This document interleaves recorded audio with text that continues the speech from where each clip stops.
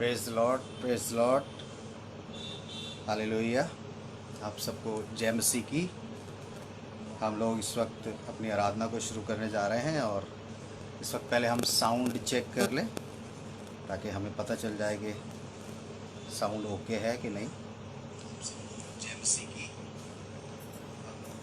अगर आप हमारे साथ जुड़ते जा रहे हैं तो आप हमें नोटिफाई करते जाएं ताकि साउंड और वीडियो को अपना ठीक कर सकें। Praise the Lord, hallelujah. कुछ लोग हमारे साथ जुड़ते जा रहे हैं। अगर आप हमारे साथ जुड़ते जा रहे हैं तो आप हमें अगर सुन पा रहे हैं और देख पा रहे हैं तो आप हमें मैसेज कर सकते हैं प्रेज द लॉर्ड या हालेलुया करके। आप हमें बता सकते हैं कि आप हमारे साथ हैं और हम अपनी आराधना को कुछ 1-2 मिनट में शुरू करेंगे ताकि और लोग भी जुड़ते जाएं। फिर हम इकट्ठे बैठ के हम लोग प्रार्थना शुरू करेंगे और कई लोग हमारे साथ जुड़ चुके हैं और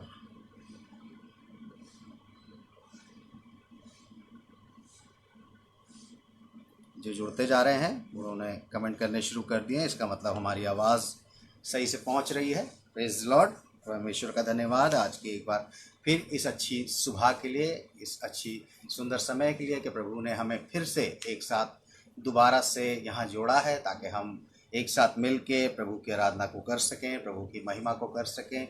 और अब तक मैंने ये देखा है कि जितने दिनों से हम इस ऑनलाइन सर्विस को कर रहे हैं, प्रभु बहुतायत से लोगों के जीवन में काम कर रहा है। प्रभु बहुतायत से लोगों को अपने वचनों से भर रहा है। प्रभु बहुतायत से लोगों को आशीष भी दे रहा है। चाहे दुनिया के लोग कुछ भी बोले कि इस दुनिया में क्या हो रहा है, क्या नहीं हो रहा, बहुत क्राइसिस है, लेकिन मैंने एक चीज़ देखी है, जो प्रभु के साथ सच्चे मन से लोग चल रहे हैं, प्रभु उनके साथ किसी भी चीज़ के साथ कोई कॉम्प्रोमाइज़ नहीं होने दे रहा है। और ये मेरा विश्वास है कि जब हम लोग प्रभु के साथ चलते हैं, बहुत से लोग अपनी गवाहियों को शेयर करते हैं कि इस लॉकडाउन के दौरान भी उनके पास हर एक अच्छी चीज़ पर प्रभु मुहैया करा रहा है। और इस बात के लिए बहुत धन्यवाद प्रभु का कि जब हम प्रभु के साथ बने रहते हैं, जब हम प्रभु के साथ चलते रहते हैं, तो प्रभु भी हमारे साथ उसी तरीके से, वैसे ही जैसे उसने हमसे वादा किया है कि वो कभी हमें नहीं छोड़ेगा और कभी नहीं त्यागेगा। मेरे अजीज़ों, ये बहुत अच्छी बात है कि हम प्रभु में मजबूत हो रहे हैं इन दिनों में। और सबसे अच्छी बात यह है कि हम प्रभु को अपना समय देते हैं, क्योंकि पहले शायद हम नहीं दे पाते थे। थोड़ा सा अब हमें इजी वे मिल गया है जिससे हम प्रभु को अपना समय इजीली दे पाते हैं। मेरे अजीज़ों, भजन संहिता 145 की 10वीं और 11वीं आयत में बड़ी अच्छी बात लिखी हुई है। इस तरीके से लिखा हुआ है कि हे यहोवा, तेरी सारी सृष्टि तेरा धन्यवाद करेगी और तेरे भक्त लोग तुझे धन्य कहा करेंगे। वे तेरे राज्य की महिमा की चर्चा करेंगे और तेरे पराक्रम के विषय में बातें किया करेंगे। मेरे अजीज़ों, बड़ी अच्छी बात लिखी है कि भक्त लोग तुझे धन्य कहा करेंगे। भक्त वर्ड इसलिए यूज़ किया गया है क्योंकि जो सही मायने में प्रभु के साथ चलता रहता है वही परमेश्वर का धन्यवाद कर पाता है। मेरे अजीज़ों, और धन्यवाद करते हैं। आइए अपनी आंखों को बंद करेंगे और अपने सरों को झुकाएंगे। उससे पहले आपको एक बात कहना चाहूँगा कि अगर हमारी आवाज़ में या विजुअल में कोई भी आपको परेशानी आती है तो आप हमें फ़ौरन नोटिफाई करा दें, मैसेज हमें भेज दिया करें ताकि हम मैसेज के थ्रू हम उस चीज़ को देख लेते हैं कि या तो आवाज़ नहीं है या वीडियो नहीं है, तो हम उस चीज़ को यहाँ से ठीक कर सकते हैं। अगर अभी सब कुछ ठीक है तो आप हमें जो फेसबुक पे साइंस आते हैं बहुत सारे, एक थंब का साइन आता है, और उसको अगर आप हमें बता देंगे तो हमें ज़्यादा अच्छा रहेगा। चलिए आइए हम लोग इस वक्त दुआ करेंगे। अपनी आंखों को बंद करें, अपने सरों को झुकाएंगे। Thank you Jesus. हाँ प्रभु जी, बड़ी दीनता और नम्रता के साथ इस अच्छी सुबह में हम आपके चरणों पे आते हैं प्रभु जी, और हम इस बात को जानते हैं कि आप हमें अपनी महिमा के लिए इस्तेमाल कर रहे हैं। आज के सुंदर दिन के लिए आपका धन्यवाद करते हैं प्रभु जी। उन सभी लोगों के लिए आपका धन्यवाद करते हैं जो इस वक्त हमारे साथ जुड़ चुके हैं प्रभु जी, जो हमें देख रहे हैं प्रभु जी, जो सुन रहे हैं प्रभु जी, और जो आपकी इस मंडली में शामिल हो चुके हैं प्रभु जी। उन सब के लिए आपसे बहुतायत से आशीष को चाहते हैं प्रभु जी कि आप अपनी दया, अपना अनुग्रह उन सब पर बना कर रखें प्रभु जी, ताकि हम आपकी महिमा को इसी तरीके से करते चले जाएं, हम आपके आराधना को इसी तरीके से करते चले जाएं, और बहुत सी चीज़ों को इन दिनों में हम सीखने पा रहे हैं प्रभु जी आपके वचन के द्वारा। हाँ प्रभु जी, आपसे आशीष को पा रहे हैं इन दिनों में। आपके द्वारा प्रभु जी आप हमें किसी चीज़ के क्राइसिस में नहीं रखते। इस बात के लिए आपका धन्यवाद। इस बात के लिए हृदय से धन्यवादित हैं प्रभु जी कि आप हम सबको इस प्लेटफॉर्म के ज़रिए जोड़ते हैं ताकि हम आपकी आराधना मिल के कर सकें और आपके नाम को महिमा दे सकें। प्रभु जी धन्यवाद करते हैं हम आपका कि आप हमारे साथ हमेशा बने रहते हैं। आज की सारी आराधना प्रभु जी आपके चरणों पे है। हम दोनों अपने आप को चरणों पर रखते हैं आपके। हम यहाँ से जो भी करते हैं प्रभु जी, वचन को बोलते हैं, गीतों को गाते हैं, सब कुछ प्रभु जी, और जितने लोग आपको सुन रहे हैं, देख रहे हैं प्रभु जी, उन सभी को बहुतायत से प्रभु जी आप अपनी आत्मा में भरें ताकि हम दूर होने के बावजूद भी आपकी आत्मा से एक साथ जुड़े रहें और आपके नाम को महिमा देते रहें। धन्यवाद करते हुए आगे की सारी आराधना आपके चरणों पे देते हैं। जितने लोग और हमारे साथ जुड़ने वाले हैं प्रभु जी, उनको भी हम आपके चरणों में अभी से देते हैं ताकि आप लोगों के मन से बात करें, ताकि वो आज आपके साथ बैठ के समय को बिताएं और आपकी महिमा में अपने आप को देने पाए। इस विनती को मांगते हैं अपने उद्धारकर्ता प्रभु यीशु मसीह के नाम से, आमीन। सबको जय मसीह की। परमेश्वर का धन्यवाद करते हैं कि उसने एक बार फिर हमें ये सुबह दिखाई, जिंदों की ज़मीन पर कायम किया। इस बात के लिए हम परमेश्वर का धन्यवाद करते हैं। खुदावन का हम इसलिए भी धन्यवाद करते हैं कि आज उसने हमें यहाँ पर चुन के बिठाया है। इस बात के लिए भी हम परमेश्वर का धन्यवाद करते हैं। जैसे कि लिखा है साम 91 में, आओ हम यहोवा के लिए ऊंचे स्वर से गाएं, अपने उद्धार की चट्टान की का जय जयकार करें। हम धन्यवाद करते हुए उसके सम्मुख आए और भजन गाते हुए उसका जय जयकार करें। तो सचमुच में हमारा परमेश्वर महान है और हमें उसकी जय जयकार करनी है। तो आइए, क्या आप लोग हमारे साथ तैयार हैं कि हम उसकी जय जयकार ऊंचे स्वर से करने पाए? तो आइए एक गीत में चलेंगे, आओ हम यहोवा का धन्यवाद करें। Praise the Lord.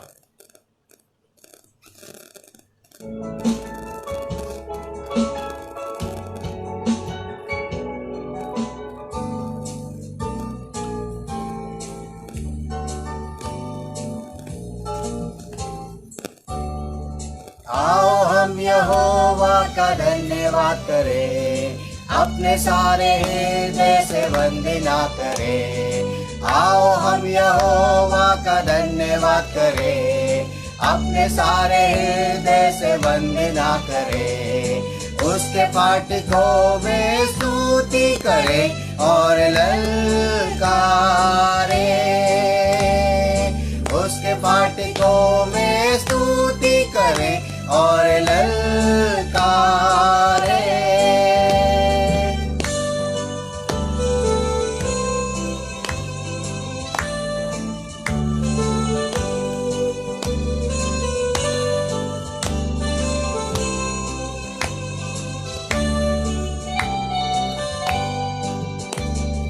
जिसने बनाया हमें वो है हमारा आधार। जिसने दी हमको साथ वो है हमारा उद्धार। जिसने बनाया हमें वो है हमारा आधार। जिसने दी हमको साथ वो है हमारा उद्धार। उसकी हो जय जय हो आराधना, जो है सबों का प्रधान।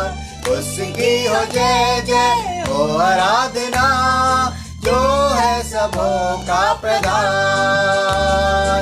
आओ हम यहोवा का धन्यवाद करें, अपने सारे हृदय से वंदना करें। आओ हम यहोवा का धन्यवाद करें, अपने सारे हृदय से वंदना करें।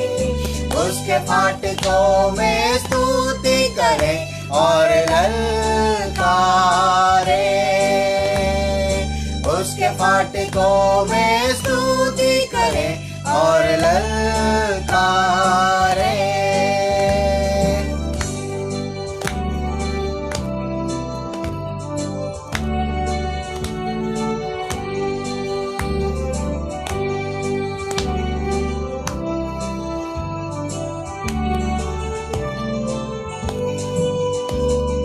अपने सारे तन मन से हम उसकी महिमा करें। वो है शिफा और नजात, उसकी प्रशंसा करें। अपने सारे तन मन से हम उसकी महिमा करें। वो है शिफा और नजात, वो है जग का त्राता और तारनहार, उसकी हो जय जय सदा। आओ हम यहोवा का धन्यवाद करें, अपने सारे हृदय से वंदना करें। आओ हम यहोवा का धन्यवाद करें, अपने सारे हृदय से वंदना करें। उसके फाटकों में स्तुति करें और ललकारें, उसके फाटकों में स्तुति करें और ललकारें।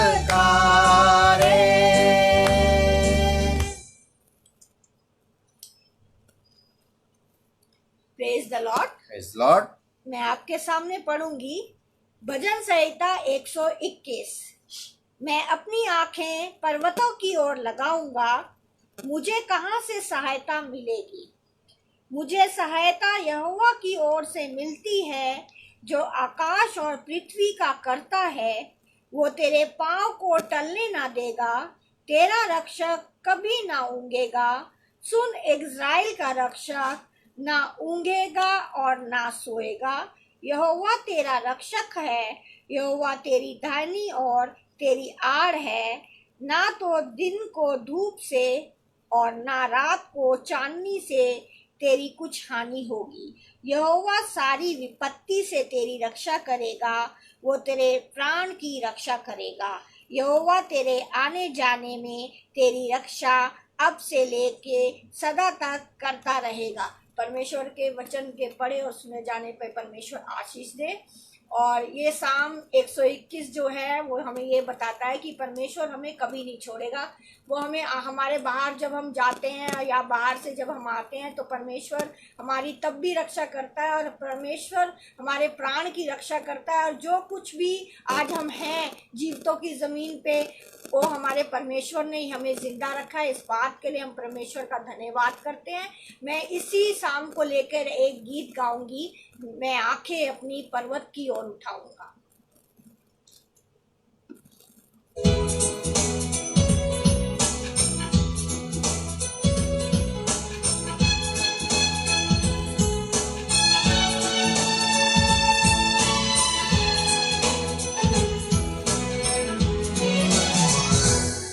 मैं आंखें अपनी पर्वत की ओर उठाऊंगा, मैं आंखें अपनी पर्वत की ओर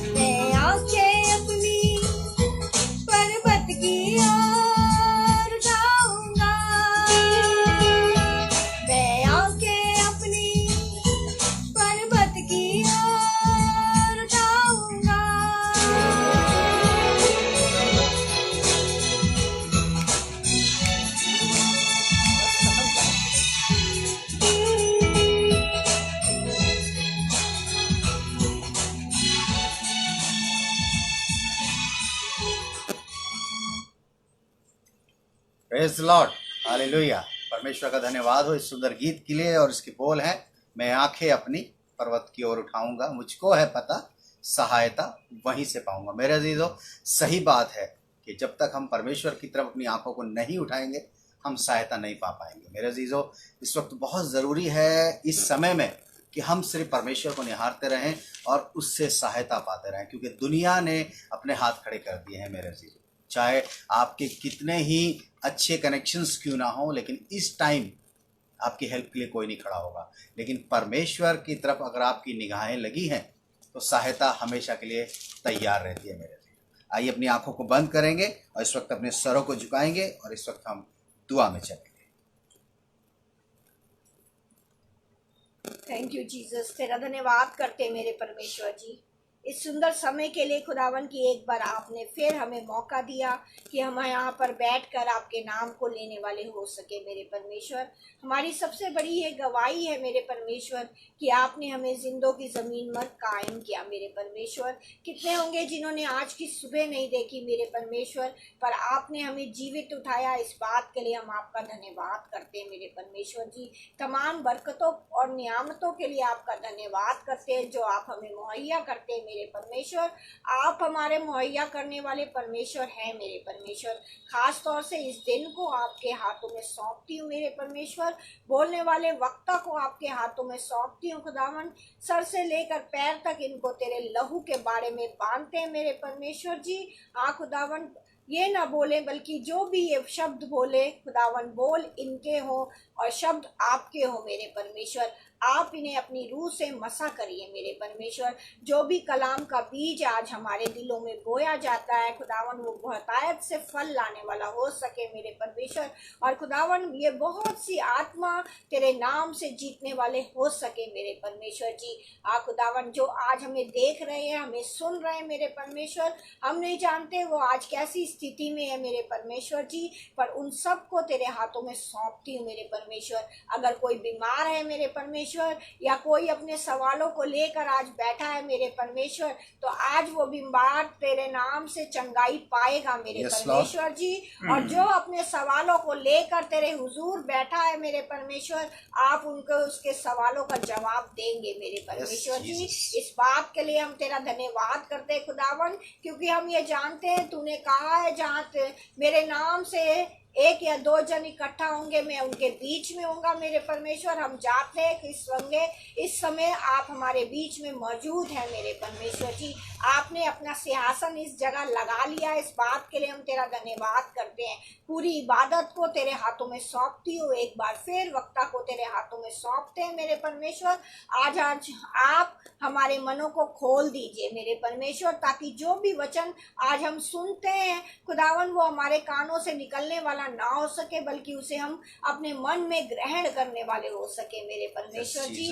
आज हम सबको बड़ी आशीष से भरपूर करिए मेरे परमेश्वर। एक बार फिर तेरे नाम से मांगती हूँ, हमारी प्रार्थना को सुनिए और ग्रहण करिए। आमीन, आमीन, आमीन।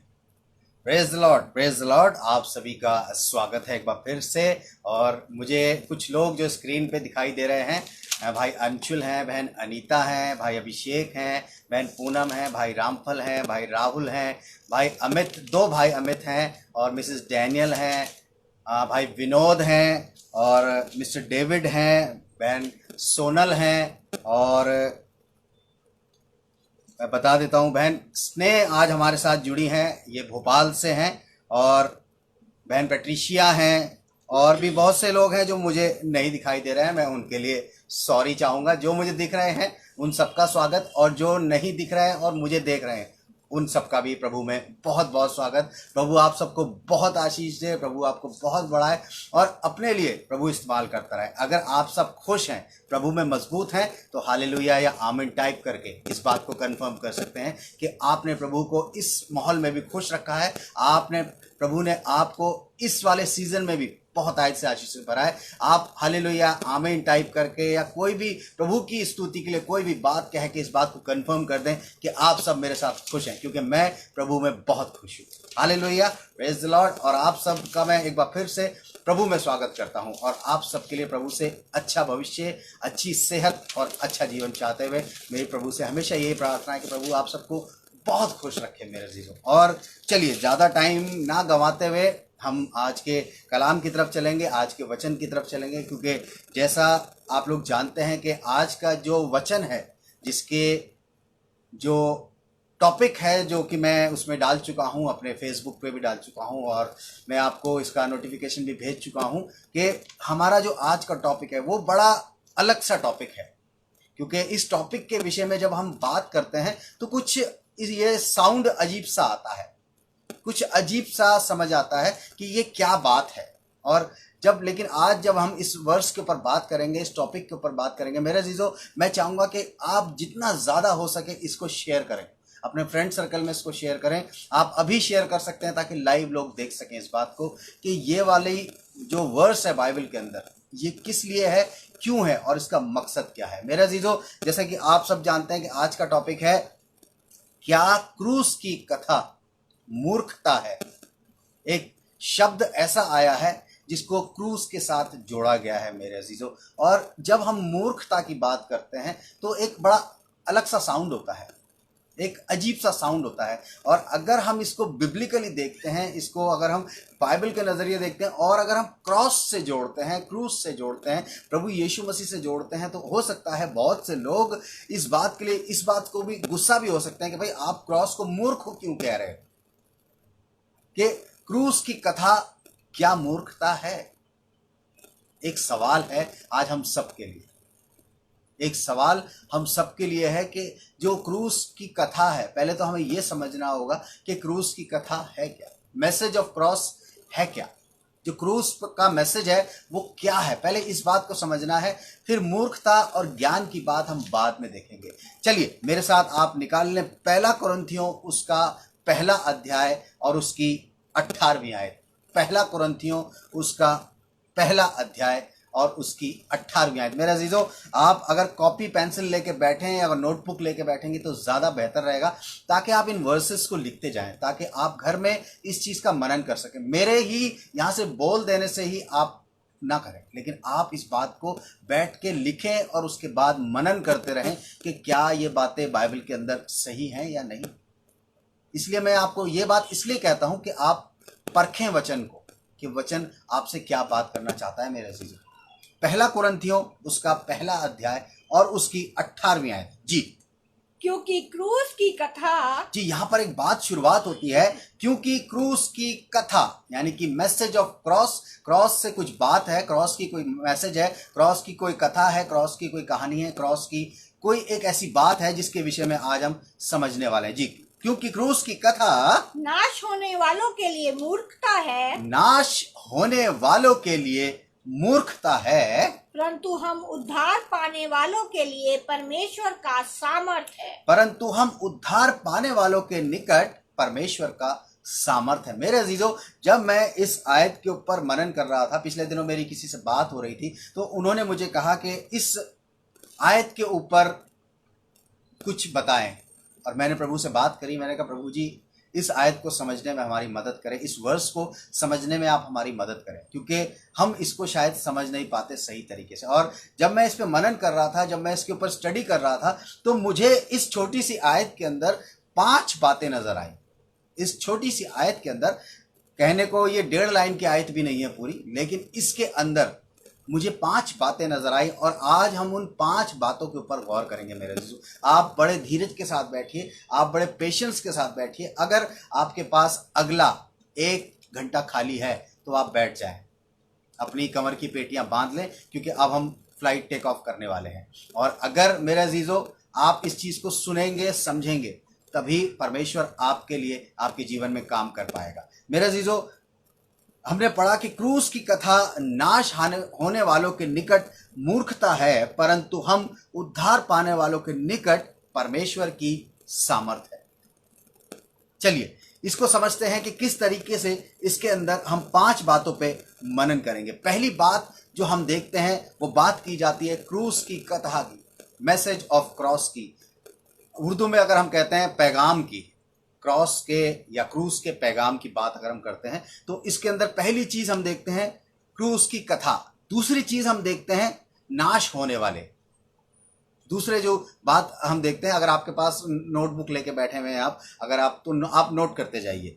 पहली बात है क्रूस की कथा, दूसरी बात है नाश होने वाले, तीसरी बात मूर्खता शब्द जो इसमें आया है, मूर्खता, और उसके बाद चौथा जो शब्द है उद्धार पाने वाले, और जो पांचवा बात आई है इसमें वो है परमेश्वर की सामर्थ। इस पूरी आयत के अंदर 5 भाग हैं, 5 भागों पे आज हम गौर करेंगे मेरे अजीजों कि किस तरीके से इस अकेली वर्ष के अंदर परमेश्वर हमें बहुत कुछ आज सिखाने वाला है, बहुत कुछ परमेश्वर हमसे आज बात करने वाला है, परमेश्वर हमें बहुत कुछ बताने वाला है इस छोटी सी आयत के अंदर। चलिए पहले थोड़ा सा हम बैकग्राउंड देख लेते हैं कि ये जब आयत पौलुस लिखता है कुरिन्थियों के अंदर, तो इसके पीछे बैकग्राउंड क्या है, इसके पीछे क्या वजह थी कि इस आयत को यहाँ पे मेंशन करना पड़ा पौलुस को। अगर हम बैकग्राउंड में जाते हैं, कुरिन्थियंस में जाते हैं, जो कुरिन्थी देश था उसके अंदर जाते हैं, पौलुस वहां की कलीसिया को एक चिट्ठी लिख रहा था, और वहां के जो चर्चेस थे पौलुस ने एस्टैब्लिश किए थे, और उन की कलीसियाओं को, उन चर्चेस को पौलुस लेटर लिखता है। और अगर हम बाइबल के अंदर देखते हैं, पौलुस के हमें 13 लेटर्स मिलते हैं बाइबल के अंदर। अगर हम इब्रानी की पत्री को छोड़ दें तो हमें उसके लेटर्स मिलते हैं, क्योंकि कंफ्यूजन है कि इब्रानी की पत्री किसने लिखी है, लेकिन परमेश्वर अगर बताता है कि पौलुस ने लिखी है तो पौलुस ने लिखी है, और ये परमेश्वर ने लिखवाई है, चाहे किसी ने भी लिखी हो। तो पौलुस ने सारी कलीसियाओं को बहुत से लेटर्स लिखे मेरे अजीजों, और उसमें से एक लेटर जो था वो कुरिन्थियन की कलीसिया को भी लिखता है, और उसमें बहुत सी चीज़ें डिस्क्राइब करता है। अगर आप इसके ऊपर का हिस्सा पढ़ना चाहेंगे तो इसको आराम से आप घर में बैठ के पढ़ें, तब आपको थोड़ा बहुत इसमें समझ आ जाएगा कि पौलुस उनको क्या कहना चाहता है, किस विषय में वो समझाना चाहता है। लेकिन जब इसकी हम 18वीं आयत पे आते हैं, जब हम इसकी 18वीं आयत से बात करते हैं, तो पौलुस यहाँ बात करता है क्रूस की कथा की। और क्रूस की कथा की बात वो क्यों करता है? क्योंकि वो वहाँ के जो लोग हैं, जो वहाँ के यूनानी लोग हैं, जो वहाँ के यहूदी लोग हैं, जिन्हें वो अन्य जाति के रूप में देखता है, जिन्हें वो जेंटाइल्स के रूप में देखता है मेरे अजीजों, वो मसीही लोग नहीं हैं, वो अन्य जाति लोग हैं, वो विश्वासी नहीं है मेरे अजीजों। इस बात को समझ ले, पौलुस उनको देखता है, और उनके वो जो लोग हैं वो अपने आप में बहुत इंटेलिजेंट है, अपने आप में बहुत बुद्धिमान लोग हैं, अपने आप में बहुत ज्ञानवान लोग हैं, और उन लोगों की बात पौलुस यहाँ करना चाह रहा है कि उन लोगों की बात करके वो बताता है कि क्रूस की कथा नाश होने वालों के निकट मूर्खता है। कुछ लोग ऐसे हैं जो नाश होने वाले हैं, वो लोग क्रॉस को या क्रूस की कथा को या मैसेज ऑफ क्रॉस को मूर्खता जानते हैं, बेवकूफ़ी जानते हैं, फुलिशनेस जानते हैं। और लेकिन जब हम बात करते हैं पौलुस की, तो पौलुस खुद भी एक ऐसा व्यक्ति था जो बहुत इंटेलिजेंट था। अगर हम पौलुस की बात करते हैं, पौलुस का बैकग्राउंड देखते हैं, जब वो शाऊल था तो रोमन गवर्नमेंट में वो एक अच्छी पोस्ट पर नियुक्त था, एक पढ़ा लिखा व्यक्ति था, एक अच्छे फैमिली से बिलोंग करता था, और बहुत सारी नॉलेज उसके पास थी मेरे से। ऐसी बात नहीं है कि वो बेवकूफ़ था या वो अनपढ़ गंवार था, लेकिन पौलुस अपने आप में एक बहुत इंटेलिजेंट व्यक्ति था। लेकिन जब उसका प्रभु यीशु मसीह के साथ एनकाउंटर होता है, आमना सामना होता है, तब उसका जीवन बदल गया। तब उसने अपनी जो बुद्धिमान था, जब वो अपने आप को बहुत ज्ञानवान समझता था, अपने आप को बहुत बुद्धिमान समझता था, उससे वो चेंज हो गया। अगर आप इस बात को पढ़ना चाहें तो प्रेरितों के काम के अंदर आपको ये वाली बात मिल जाएगी, और आप सब जानते हैं, आपको मुझे उस बैकग्राउंड में ले जाने की जरूरत नहीं कि किस तरीके से पौलुस का प्रभु यीशु मसीह के साथ एनकाउंटर हुआ था। चलिए बात करते हैं उस पहली बात की कि क्रूस की कथा। जब हम इस आयत को शुरू करते हैं तो उसमें लिखा है क्योंकि क्रूस की कथा, और क्रूस की कथा इसका पहला जो हिस्सा है उस पर बात करेंगे। क्रूस की कथा है क्या? एक सवाल हमारे मनों में उठता है जब इस आयत को हम यहाँ पे देखते हैं, तो कि क्रॉस का पैगाम, उर्दू में अगर हम बात करते हैं क्रूस का पैगाम, हिंदी में बात करते हैं क्रूस की कथा, इंग्लिश में अगर हम पढ़ते हैं तो मैसेज ऑफ क्रॉस है क्या? क्या है? हम क्या बात करना चाहेंगे कि मैसेज ऑफ क्रॉस क्या है, क्यों है, और ये यहां क्यों मेंशन किया गया है कि क्रूस की कथा। चलिए इसको हम देखते हैं, क्रूस की कथा है क्या। मेरे साथ आप निकाल लें यूहन्ना की पुस्तक उसका 3रा अध्याय, यूहन्ना की पुस्तक उसका 3रा अध्याय, जॉन चैप्टर 3 वर्स 14 to 16, 14 से 16 आयत तक। यूहन्ना उसका 3रा अध्याय, अगर आप बाइबल लेके बैठते हैं तो आप मेरे साथ खोल के वहां पर उसको रीड कर सकते हैं, ताकि आपको पता चलता रहे कि हम क्या पढ़ रहे हैं। यूहन्ना की पुस्तक 3 अध्याय उसकी 14वीं आयत से हम शुरू करेंगे। जी, इसको पढ़ें। और जिस रीति से मूसा ने जंगल में सांप को ऊंचे पर चढ़ाया। यहाँ पर बात की जा रही है मूसा की, उस समय की बात की जा रही है कि जब मूसा इजराइलियों को लेकर निकल रहा था और इजरायली लोग कुछ ऐसी हरकतें करने लगे थे जिससे परमेश्वर क्रोधित हुआ और उसने विषैले सांपों को वहां पर भेजा कि लोगों को डसें वो, और लोग मरने लगे। तब लोग मूसा के पास आके कहने लगे कि हम मर रहे हैं, परमेश्वर से हमारे लिए विनती कर और ताकि हम बच सके। तब परमेश्वर ने मूसा को आज्ञा दी कि एक पीतल का सांप बना के उसको ऊंचे पर लगा और जो उसकी तरफ देखेगा वो बच जाएगा। इसलिए यहां पर लिखा हुआ है, जिस रीति से मूसा ने जंगल में सांप को ऊंचे पर चढ़ाया, जी, उसी रीति से अवश्य है, उसी रीति से अवश्य है कि मनुष्य का पुत्र भी ऊंचे पर चढ़ाया कि जाए। मनुष्य का पुत्र भी ऊंचे पर चढ़ाया जाए। प्रभु यीशु मसीह की बात की जा रही है। मनुष्य का पुत्र, पिछली बार हम बात कर रहे थे मनुष्य के पुत्र की, आज यही मनुष्य का पुत्र यहाँ पर आ गया है जिसे हम परमेश्वर का पुत्र भी कहते हैं मेरे अजीजों। और यहाँ पर लिखा है उसी रीति से अवश्य है कि मनुष्य के पुत्र भी ऊंचे पर चढ़ाया जाए।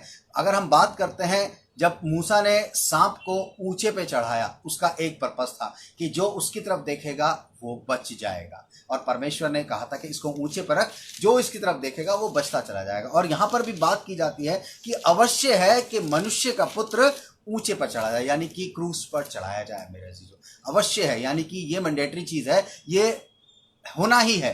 अगर हम बात करते हैं क्रॉस की, तो बहुत साल पहले यशाया में हम पढ़ते हैं, उसके विषय में पढ़ते हैं कि उसकी भविष्यवाणी 750 साल पहले कर दी गई थी कि ये होना जरूरी है। और यहां भी यूहन्ना कहता है उसी रीति से अवश्य है कि मनुष्य का पुत्र भी ऊंचे पे चढ़ाया जाए। आगे, ताकि जो कोई उस पर विश्वास करे, यहाँ पर कहता है कि ताकि जो कोई उस पर विश्वास करे वो अनंत जीवन पाए, वो अनंत जीवन पाए। जी, इसके बाद यूहन्ना 3:16 हम सब बहुत अच्छी तरह जानते हैं। जी, क्या लिखा हुआ है? क्योंकि परमेश्वर ने जगत से ऐसा प्रेम रखा, लिखा हुआ है क्योंकि परमेश्वर ने जगत से ऐसा प्रेम रखा कि उसने अपना इकलौता पुत्र दे दिया, कि उसने अपना इकलौता पुत्र दे दिया, ताकि जो कोई इस पर विश्वास करे, ताकि जो कोई उस पर विश्वास करे वो नष्ट ना हो, वो नाश ना हो, परंतु अनंत जीवन पाए। परंतु अनंत जीवन पाए। मेरे अजीजों, इस बात को समझना होगा कि क्रूस की कथा आखिर में है क्या। प्रभु यीशु मसीह का क्रूस पे चढ़ाया जाना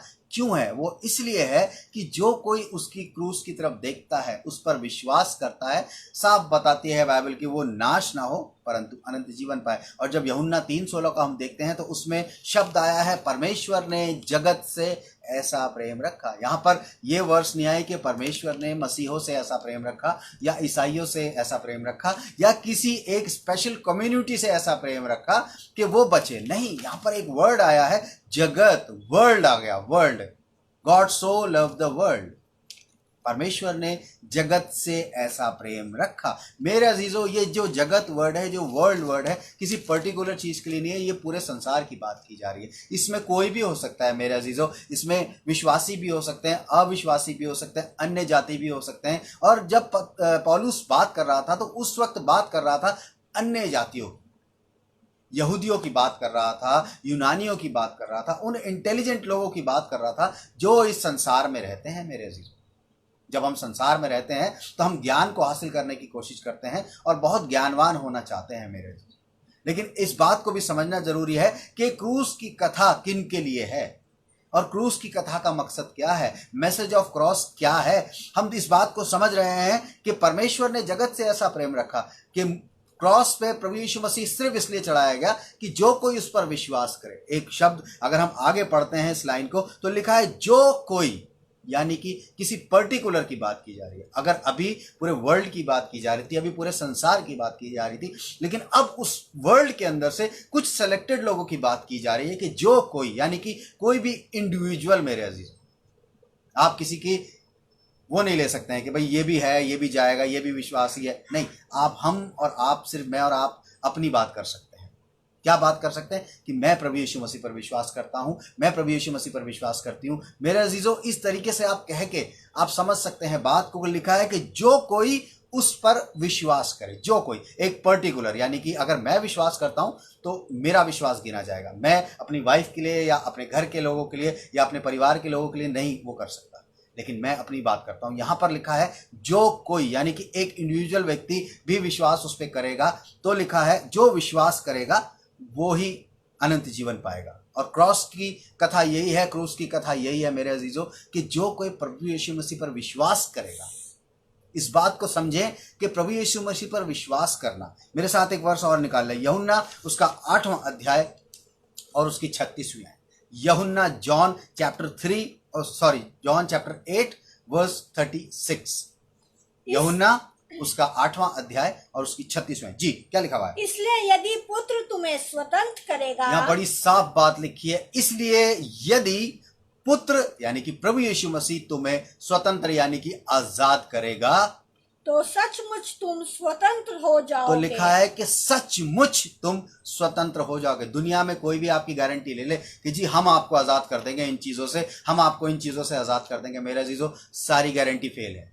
लेकिन यहां पर एक शब्द आया है, यदि पुत्र यानी प्रभु यीशु मसीह तुम्हें स्वतंत्र करेगा तो तुम सचमुच स्वतंत्र हो जाओगे। सचमुच यानी कि रियली, ये बात फैक्ट है कि आप अगर बंधनों में बंधे हुए हैं, आज भी अगर आप किसी चीजों के बंधनों में बंधे हुए हैं, तो अगर आप प्रभु यीशु मसीह की क्रूस की कथा को समझ गए, उसके मैसेज ऑफ क्रॉस को समझ गए कि वो सिर्फ दुनिया में इसीलिए आया, परमेश्वर ने जगत में अपने बेटे को सिर्फ इसीलिए भेजा कि जो कोई उस पर विश्वास करेगा वो नाश नहीं होगा, वो जो भी प्रभु यीशु मसीह की तरफ देखेगा वो मरेगा नहीं।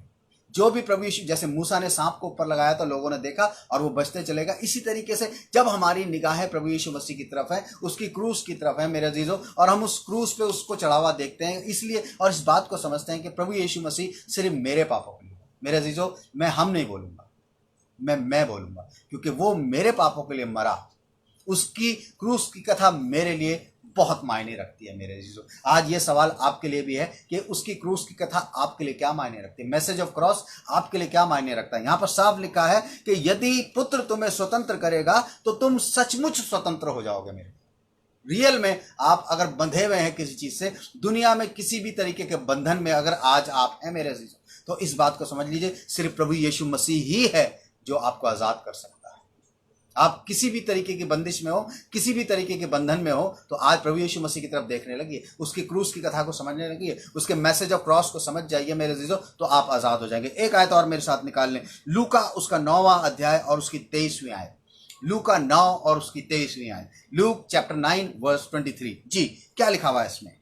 उसने सबसे कहा। यहाँ पर प्रभु यीशु मसीह बात कर रहा था कुछ लोगों से, तो जितने लोग वहां खड़े थे काफी भीड़ थी, तो लिखा हुआ है उसने सबसे कहा, यानी कि किसी एक को या दो को या अपने चेलों को बुला के नहीं बात करी, वहां पर लिखा है उसने सबसे कहा, यदि कोई मेरे पीछे आना चाहे, वो कहता है यदि, इफ, यहाँ पे ऑप्शन देता है वो, यदि कोई मेरे पीछे आना चाहे, जी, तो अपने आपे से इनकार तो करे। कहता है कि अपने आपे से, यानी कि जो मैं है, जो मेरा अहम है, जो मेरा ईगो है, उससे मैं अपने आप को आजाद कर दूं।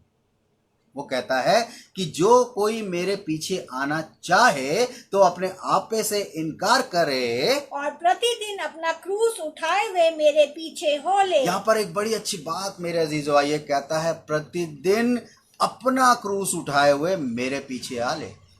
प्रभु यीशु मसीह ये नहीं कहता कि मेरा क्रॉस उठाओ तुम, वो ये नहीं कहता कि मेरा क्रॉस जिस पे मैं चढ़ गया था वो तुम उठा के चलो, नहीं, वो कहता है कि प्रतिदिन यानी कि डेली अपना क्रॉस उठाना है। मुझे अपना उठाना है, आपने अपना उठाना है।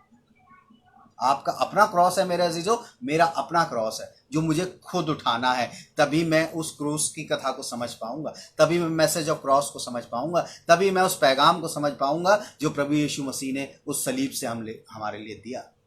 सलीब का पैगाम आखिरकार है क्या?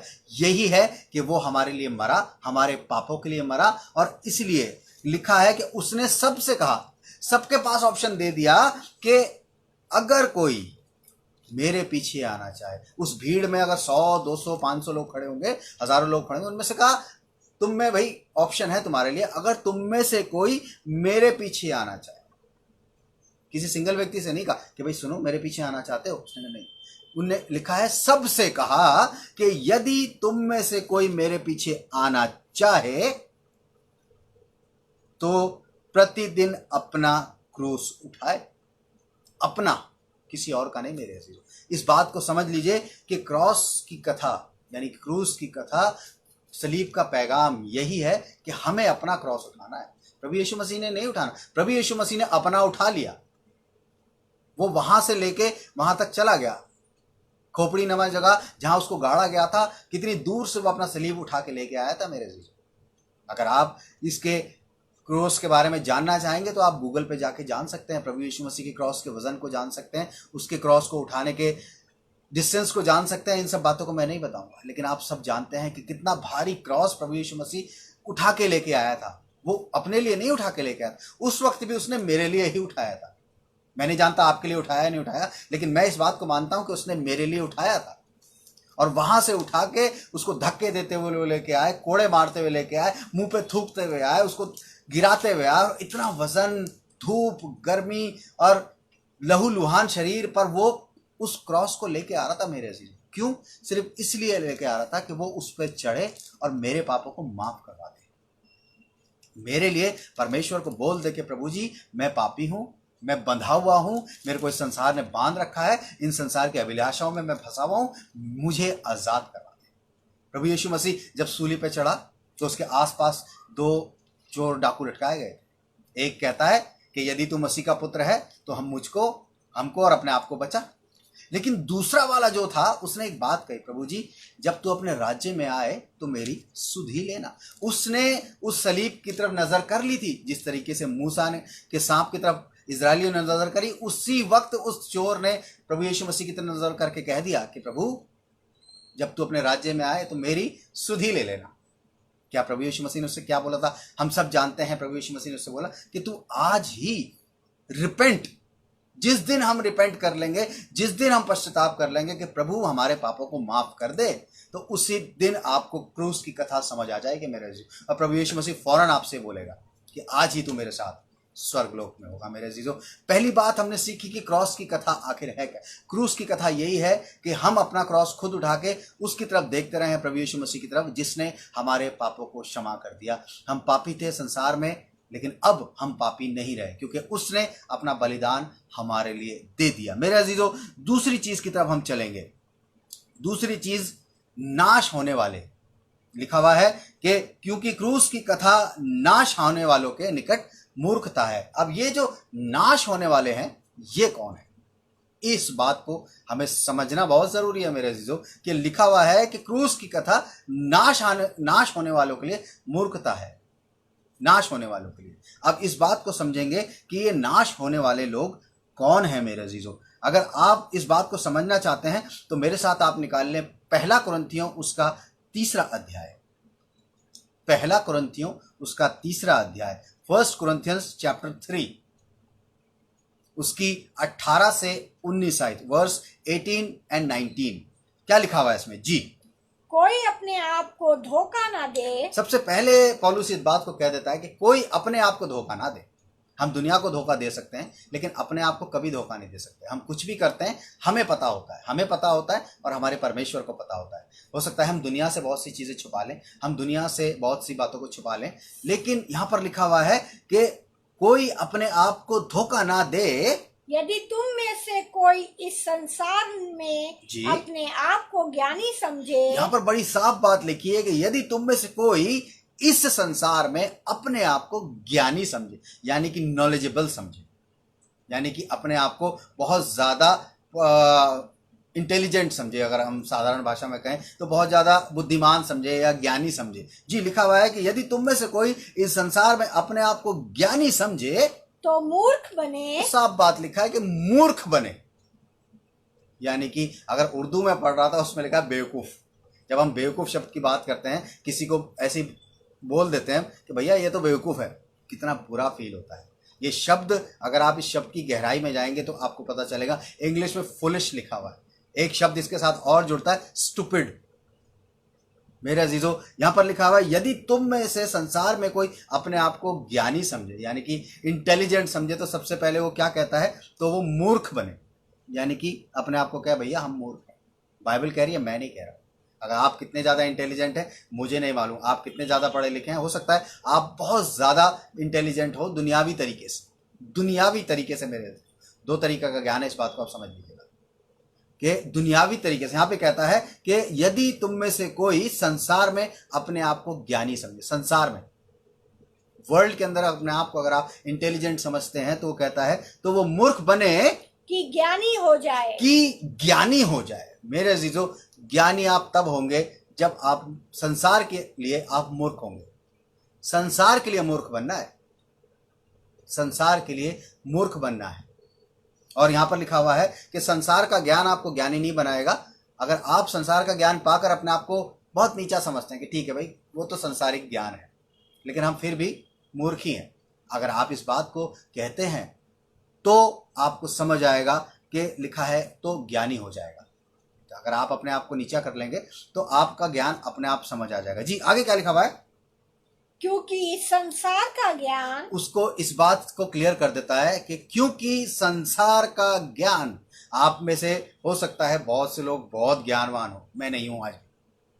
आप में से हो सकता है बहुत सारे लोग मेरे साथ जितने जुड़े हैं उनमें से बहुत से लोग टीचर्स हैं, बहुत सारे लोग मेडिकल प्रोफेशन के हैं, बहुत सारे लोग बिजनेस करते हैं। आप सब लोगों ने बहुत सारी पढ़ाइयाँ कर रखी होंगी, आप सब लोगों ने बहुत सारा ज्ञान हासिल कर रखा होगा संसार का। लेकिन यहाँ पर एक बात बड़ी अच्छी लिखी है, लिखा है क्योंकि इस संसार का ज्ञान, जी क्योंकि इस संसार का ज्ञान जी परमेश्वर के निकट मूर्खता बड़ी है। सिंपल सी बात वो कहता है कि इस संसार का ज्ञान यानी कि संसार की नॉलेज परमेश्वर के निकट मूर्खता है। आप कितने ही इंटेलिजेंट हो जाए, आप कितने ही ज्ञानवान हो जाए, कितने ही मोटी मोटी किताबें पढ़ लें, कितने ही कोर्सेस कर लें, कितने ही आप अपने आप को इंटेलिजेंट बना लें, लेकिन साफ बात वो कहता है कि इस संसार का ज्ञान परमेश्वर के निकट मूर्खता है। परमेश्वर के सामने तब भी आप स्टूपिड ही रहेंगे, आप चाहे कितना ही इंटेलिजेंट हो जाए संसार की नज़रों में। संसार के लोग आपको कह सकते हैं, आप अपनी डिग्रियां दिखा सकते हैं, हमने फलानी ये कर रखी है, हमने ये कर रखी है, हमने ये कर रखी है, हमने ये कर रखा है, हमने ये कर रखा है, लेकिन जब आप परमेश्वर के सामने उन डिग्रियों को रखें ना तो क्या बेकार है, तुम मूर्ख हो, तुम स्टूपिड हो, तुम फुलिश हो। यहां साफ बात कहता है क्योंकि इस संसार का ज्ञान परमेश्वर के निकट मूर्खता है। आगे जैसा लिखा है, कहता है जैसा लिखा है, बाइबल में लिखा हुआ है, वो ज्ञानियों को उनकी चतुराई में फंसा देता है। मेरे अजीजों समझिए, लिखा है कि वो ज्ञानियों को उनकी चतुराई में फंसा देता है। कई लोग बहुत ज्ञानी होते हैं, बहुत इंटेलिजेंट होते हैं, चतुराई दिखाते हैं। चतुराई शब्द मुझे बड़ा अच्छा लगता है कि चतुराई दिखाते हैं, दूसरों के साथ कुछ झोलझाल करने की कोशिश करते हैं। क्यों? क्योंकि वो बहुत इंटेलिजेंट समझते हैं अपने आप को। लेकिन यहां पर लिखा है कि वह ज्ञानियों को उनकी चतुराई में फंसा देता है।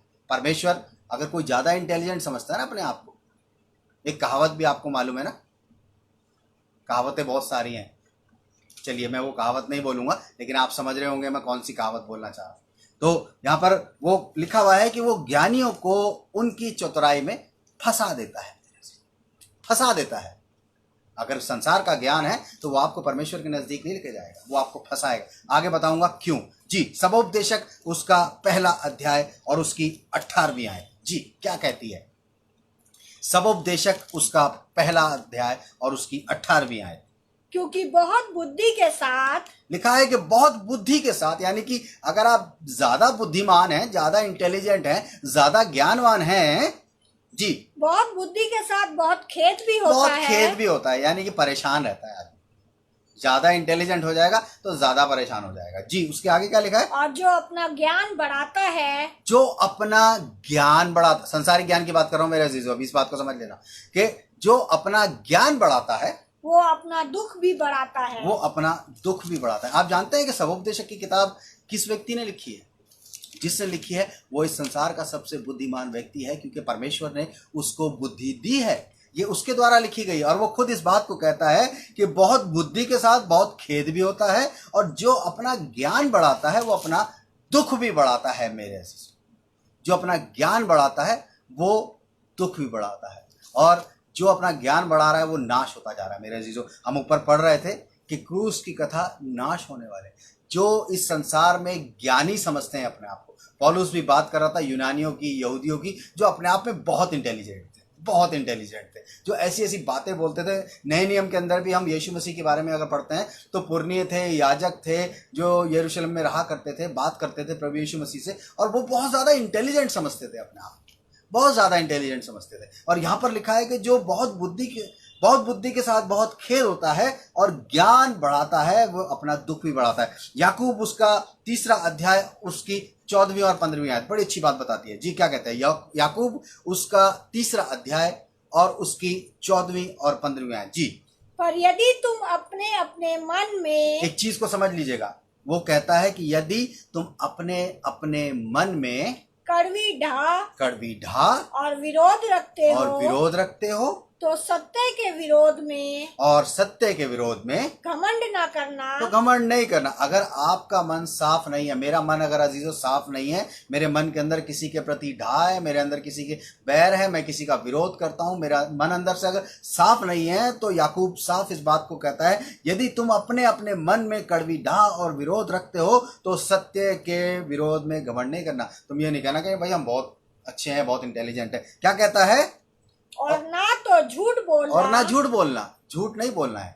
लेकिन उसके नीचे की जो 15वीं आयत है वो क्या कहती है? जी, ये ज्ञान वो नहीं है। अगर आप इंटेलिजेंट हैं और आपका मन साफ नहीं है, दूसरों के प्रति आपके मन के अंदर बैर है, आपके मन के अंदर गंदी घृणा है, आपके अंदर ऐसी भावना है जो दूसरों के प्रति अच्छी नहीं है, वो कहता है कि ये वो ज्ञान नहीं जो ऊपर से उतरता है, यानी परमेश्वर की तरफ से उतरता है। मेरे अजीजों, क्या लिखा? वरन संसारिक, पहली बात वरन संसारिक और शारीरिक और शैतानी है। तीसरी बात मेरे अजीजों शैतानी है। इस बात को समझ लीजिए, संसार का ज्ञान जो है वो शैतानी है। संसारिक, शारीरिक और शैतानी मैं नहीं कह रहा, ये बाइबल कह रही है। आप सबके पास बाइबल है मेरे अजीजों, इस वाली वर्ड्स को मार्क कर लीजिए आप अपने पास कि संसार का ज्ञान यहाँ पर लिखा हुआ है शैतानी है। और साफ सी बात है, जो मैं ये नहीं कहता कि आप पढ़ाई ना करें, मैं ये नहीं कहता कि आप और स्टडी ना करें, लेकिन उस स्टडी पर कभी आपको घमंड नहीं होना चाहिए। उस स्टडी पे लिखा है कि जो अपने आप को ज्ञानी समझे वो मूर्ख हो जाए कि भैया हमें कुछ नहीं आता। ये तो संसार का ज्ञान है और ये व्यर्थ है मेरे से।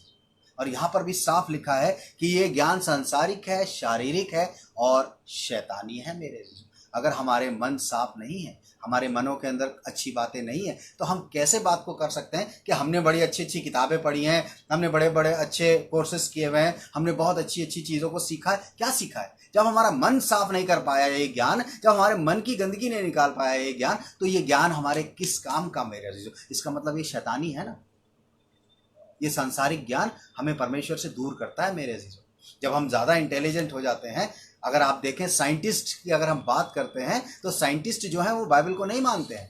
वो कहते हैं कि ये संसार परमेश्वर ने नहीं बनाया, उनके अपने अपने बहुत सारे फंडे हैं, बहुत सारे लॉजिक्स देते हैं, लेकिन आज तक उस बात को कंफर्म नहीं कर पाया है मेरे अजीजों। आज तक उस बात को कंफर्म नहीं कर पाए हैं। क्यों? क्योंकि वो तो सांसारिक ज्ञान पाते हैं, परमेश्वर का ज्ञान नहीं है उनके पास।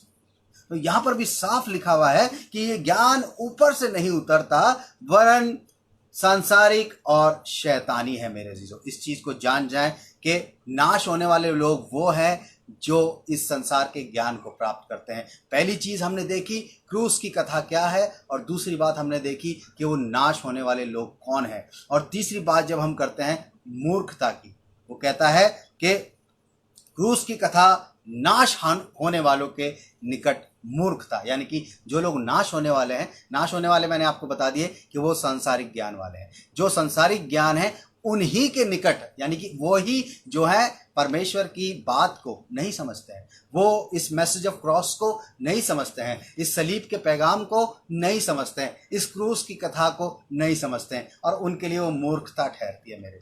वो फुलिशनेस मानते हैं कि प्रभु यीशु मसीह आया, पैदा हुआ, सलीब पे चढ़ गया, मर गया, हमें क्या लेना देना, हमारे से उसका क्या लेना देना, हमारा क्या मतलब उससे, अरे छोड़ो ना। ये अन्य जाति के लोग भी बात करते हैं मेरे अजीजों, वो भी ऐसे कहते हैं। पिछले दिनों की बात मैं आपको बताऊंगा। लास्ट वीक में जो हम लोग जिस बात कर रहे थे प्रभु यीशु मसीह के, हम किस तरीके से देखते हैं। यूट्यूब पर जब मैंने इसको अपलोड किया तो कोई एक अन्य जाति का व्यक्ति, मैं नहीं जानता उसको, वो कहाँ से था, और उसने जब मुझे कुछ ऐसे ऐसे कमेंट्स किए जो बहुत गलत थे और बहुत ही ऐसे कमेंट थे। क्यों? क्योंकि वो लोग सांसारिक ज्ञान से भरे हुए, वो लोग क्या साबित करना चाहते हैं मैं नहीं जानता, और वो ऐसे ऐसे कमेंट करते हैं। लोग नहीं समझ पाते हैं कि मैसेज ऑफ क्रॉस है क्या। क्यों? क्योंकि परमेश्वर इस बात को कहता है कि जो अपने आप को ज्ञानी समझे वो मूर्ख बन जाए। जब तक परमेश्वर की नज़र में हम मूर्ख नहीं बनेंगे तब तक परमेश्वर का ज्ञान हम समझ ही नहीं पाएंगे। परमेश्वर अपनी बातें हमसे नहीं बता पाएगा, क्योंकि परमेश्वर की बहुत सी बातें बाइबल के अंदर लिखा है गुप्त में है, और जो चीज़ गुप्त में है मेरे अजीजों उसमें लिखा है कि उसे खोलने की कोशिश ना करें। लोगों के पास बहुत से सवाल हैं प्रभु यीशु मसीह को लेके, बहुत से सवाल हैं प्रभु यीशु मसीह की सलीब को लेके, बहुत से सवाल हैं प्रभु यीशु मसीह के जीवन को लेके। वो उसका खुलासा चाहते हैं कि वो आखिर ऐसा क्यों है। लेकिन बाइबल में लिखा है कि जो बात पिता जानता है वो पुत्र भी नहीं जानता मेरे अजीजों, और जो बात पुत्र नहीं जानता, प्रभु यीशु मसीह नहीं जानता, उसे इस संसार के ज्ञानी लोग जो मूर्ख हैं वो कैसे जान सकते हैं। वो मूर्ख हैं लोग जो इस संसार के ज्ञान में प्रभु यीशु मसीह की सलीब की कथा को समझने की कोशिश करते हैं। सलीब की कथा को समझने के लिए, क्रूस की कथा को समझने के लिए मूर्ख बनना जरूरी है मेरे अजीजों। परमेश्वर की नज़र में संसार के ज्ञान से आप उसकी कथा को नहीं समझ पाएंगे। चलिए अब ये देखते हैं कि ये मूर्खता क्या है मेरे अजीजों। इस मूर्खता को समझना बहुत जरूरी है। अगर हम ये मूर्खता समझेंगे मेरे अजीजों तो आज हम इस बात को समझ पाएंगे कि सचमुच ये मूर्खता हमारे लिए जरूरी है या नहीं। चलिए मेरे साथ आप निकाल लें, क्योंकि अभी हमने पढ़ा क्रूस की कथा नाश होने वालों के लिए। क्रूस की कथा देख ली और नाश होने वाले देख ली। नाश होने वाले लोग वो हैं जो ज्ञानवान हैं। लेकिन अब हम इसको देखते हैं कि ये मूर्खता क्या है मेरे अजीजों। ये मूर्खता क्या है जी। मेरे साथ आप निकाल लें पहला कुरिन्थियों उसका पहला अध्याय और उसकी 21वीं आयत। पहला कुरिन्थियों उसका पहला अध्याय और उसकी 21वीं आयत। क्योंकि जब परमेश्वर के ज्ञान के अनुसार, यहाँ पर वो कहता है कि क्योंकि जब परमेश्वर के ज्ञान के अनुसार, अभी परमेश्वर के ज्ञान की बात हो रही है, परमेश्वर की नॉलेज की बात हो रही है, परमेश्वर के ज्ञान की, संसार के ज्ञान की नहीं। कहता है क्योंकि जब परमेश्वर के ज्ञान के अनुसार, क्योंकि जब परमेश्वर के ज्ञान के अनुसार जी संसार ने ज्ञान से परमेश्वर को ना जाना, संसार ने ज्ञान से परमेश्वर को ना जाना। इस बात को समझने की कोशिश कीजिएगा कि कहता है कि जब परमेश्वर के ज्ञान के अनुसार, यानी कि परमेश्वर ने ज्ञान दिया, इंसान को ज्ञानी बनाया परमेश्वर ने, जो बुद्धि दी है परमेश्वर ने दी है, ज्ञान जो है परमेश्वर ने दिया है।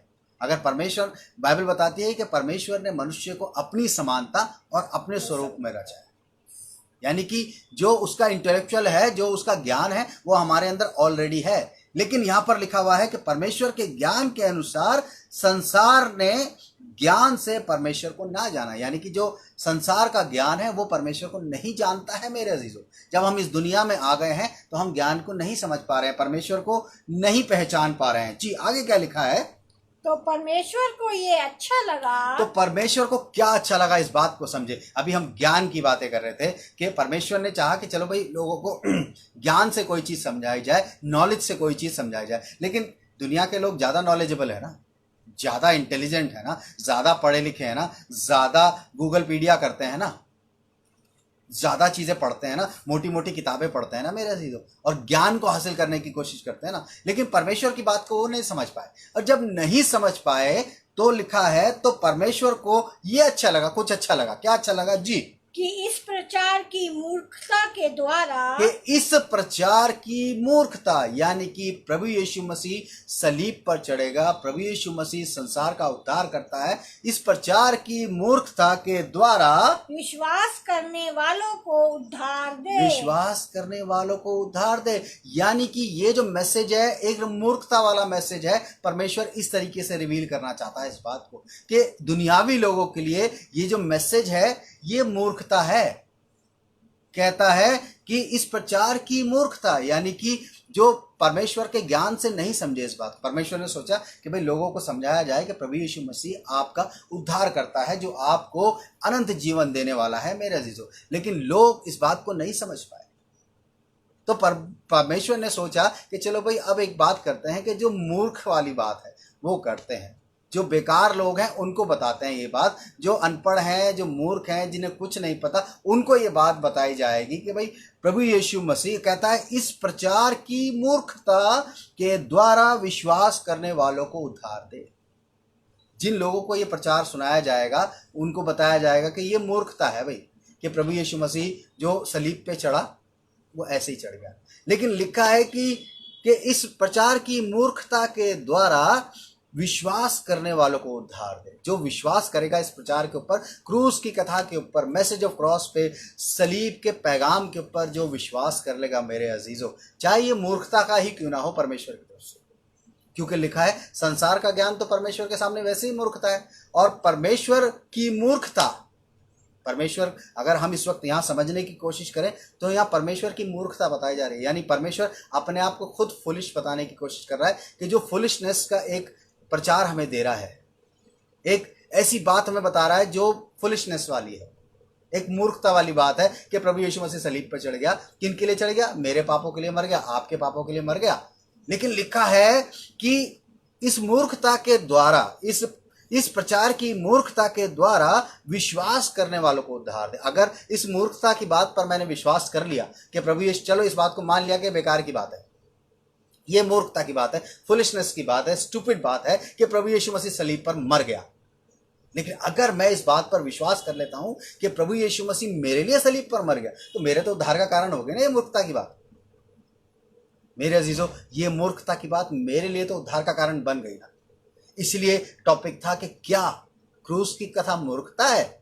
मेरे अजीजों, अगर आप इस बात को कहते हैं कि हाँ जी मूर्खता है, लेकिन मैं उस मूर्खता की बात पर विश्वास करता हूं, तो आपका उद्धार का कारण है ये मूर्खता की बात। इस बात को समझ लें। मैं उर्दू की बाइबल पढ़ रहा था, उर्दू में मेरे को बड़ा अच्छा लगता है, कई शब्द इतने अच्छे आते हैं। इसमें लिखा हुआ है, क्योंकि अगरचे दुनिया खुदावन की दानाई से घिरी हुई है, यानी कि बता रहा है कि संसार के अंदर परमेश्वर का ज्ञान भर रहा है।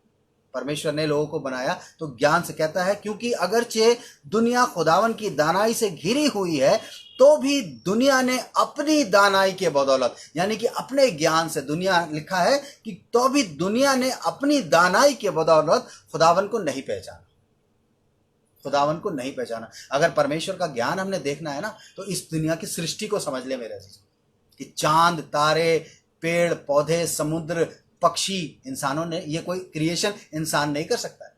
किसी इंसान, आज तक लोग कहते हैं कि बंदर से इंसान बना है। मेरे अजीजों, मुझे आज तक एक आदमी ऐसा नजर नहीं आया जिसकी आधी पूंछ हो, कि जो डेवलप हो रहा हो। सिर्फ बातें हैं, लेकिन बात यह सत्य है कि परमेश्वर ने ही इंसान को रचा है।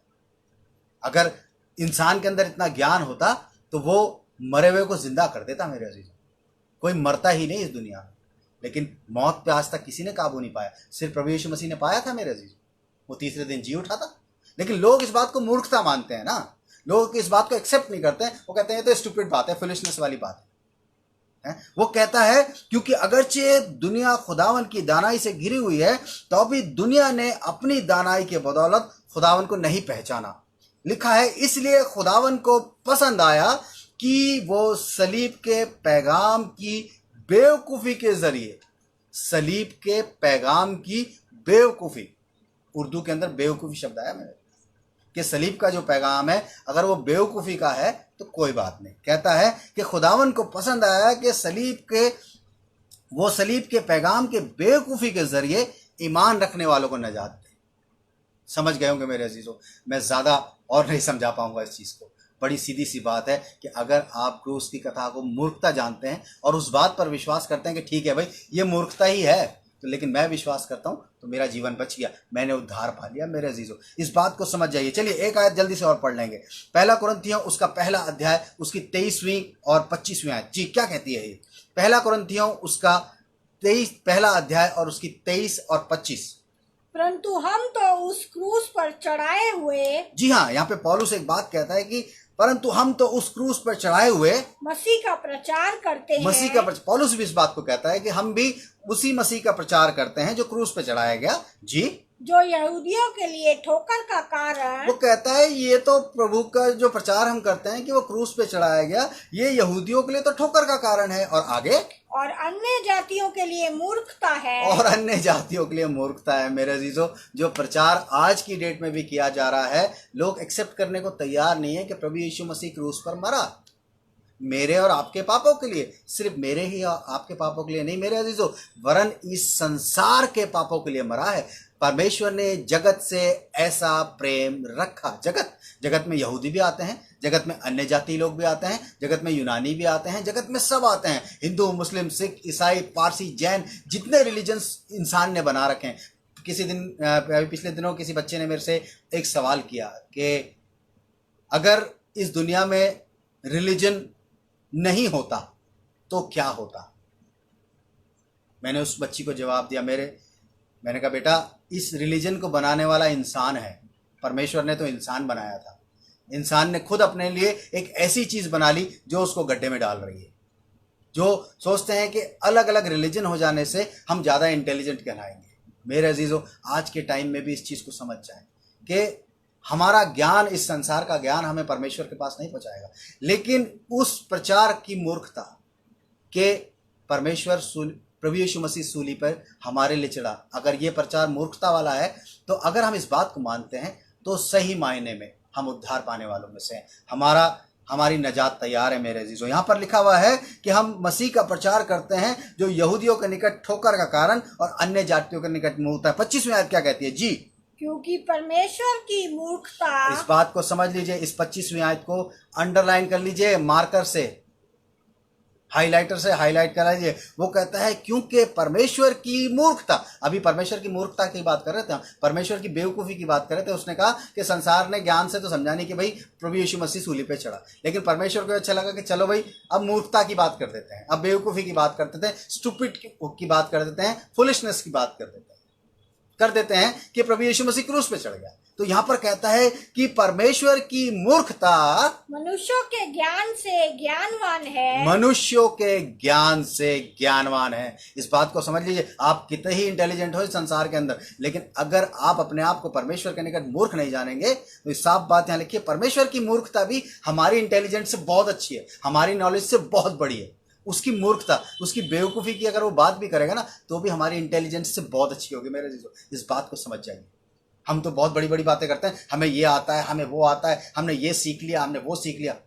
जीरो है आज की डेट में। अगर परमेश्वर की कोई बात ऐसी है ना, बेवकूफ़ी वाली भी, तो हमारी बात से बहुत बड़ी है, बहुत बड़ी है मेरे अजीजों। इस बात को समझ लीजिए। पौलुस इस बात को समझाने की कोशिश करता है क्योंकि परमेश्वर की मूर्खता मनुष्य के ज्ञान से ज्ञानवान है। इस चीज को समझ लीजिए मेरे अजीजों कि मूर्खता क्या है। 3 चीजों पे हमने गौर कर लिया।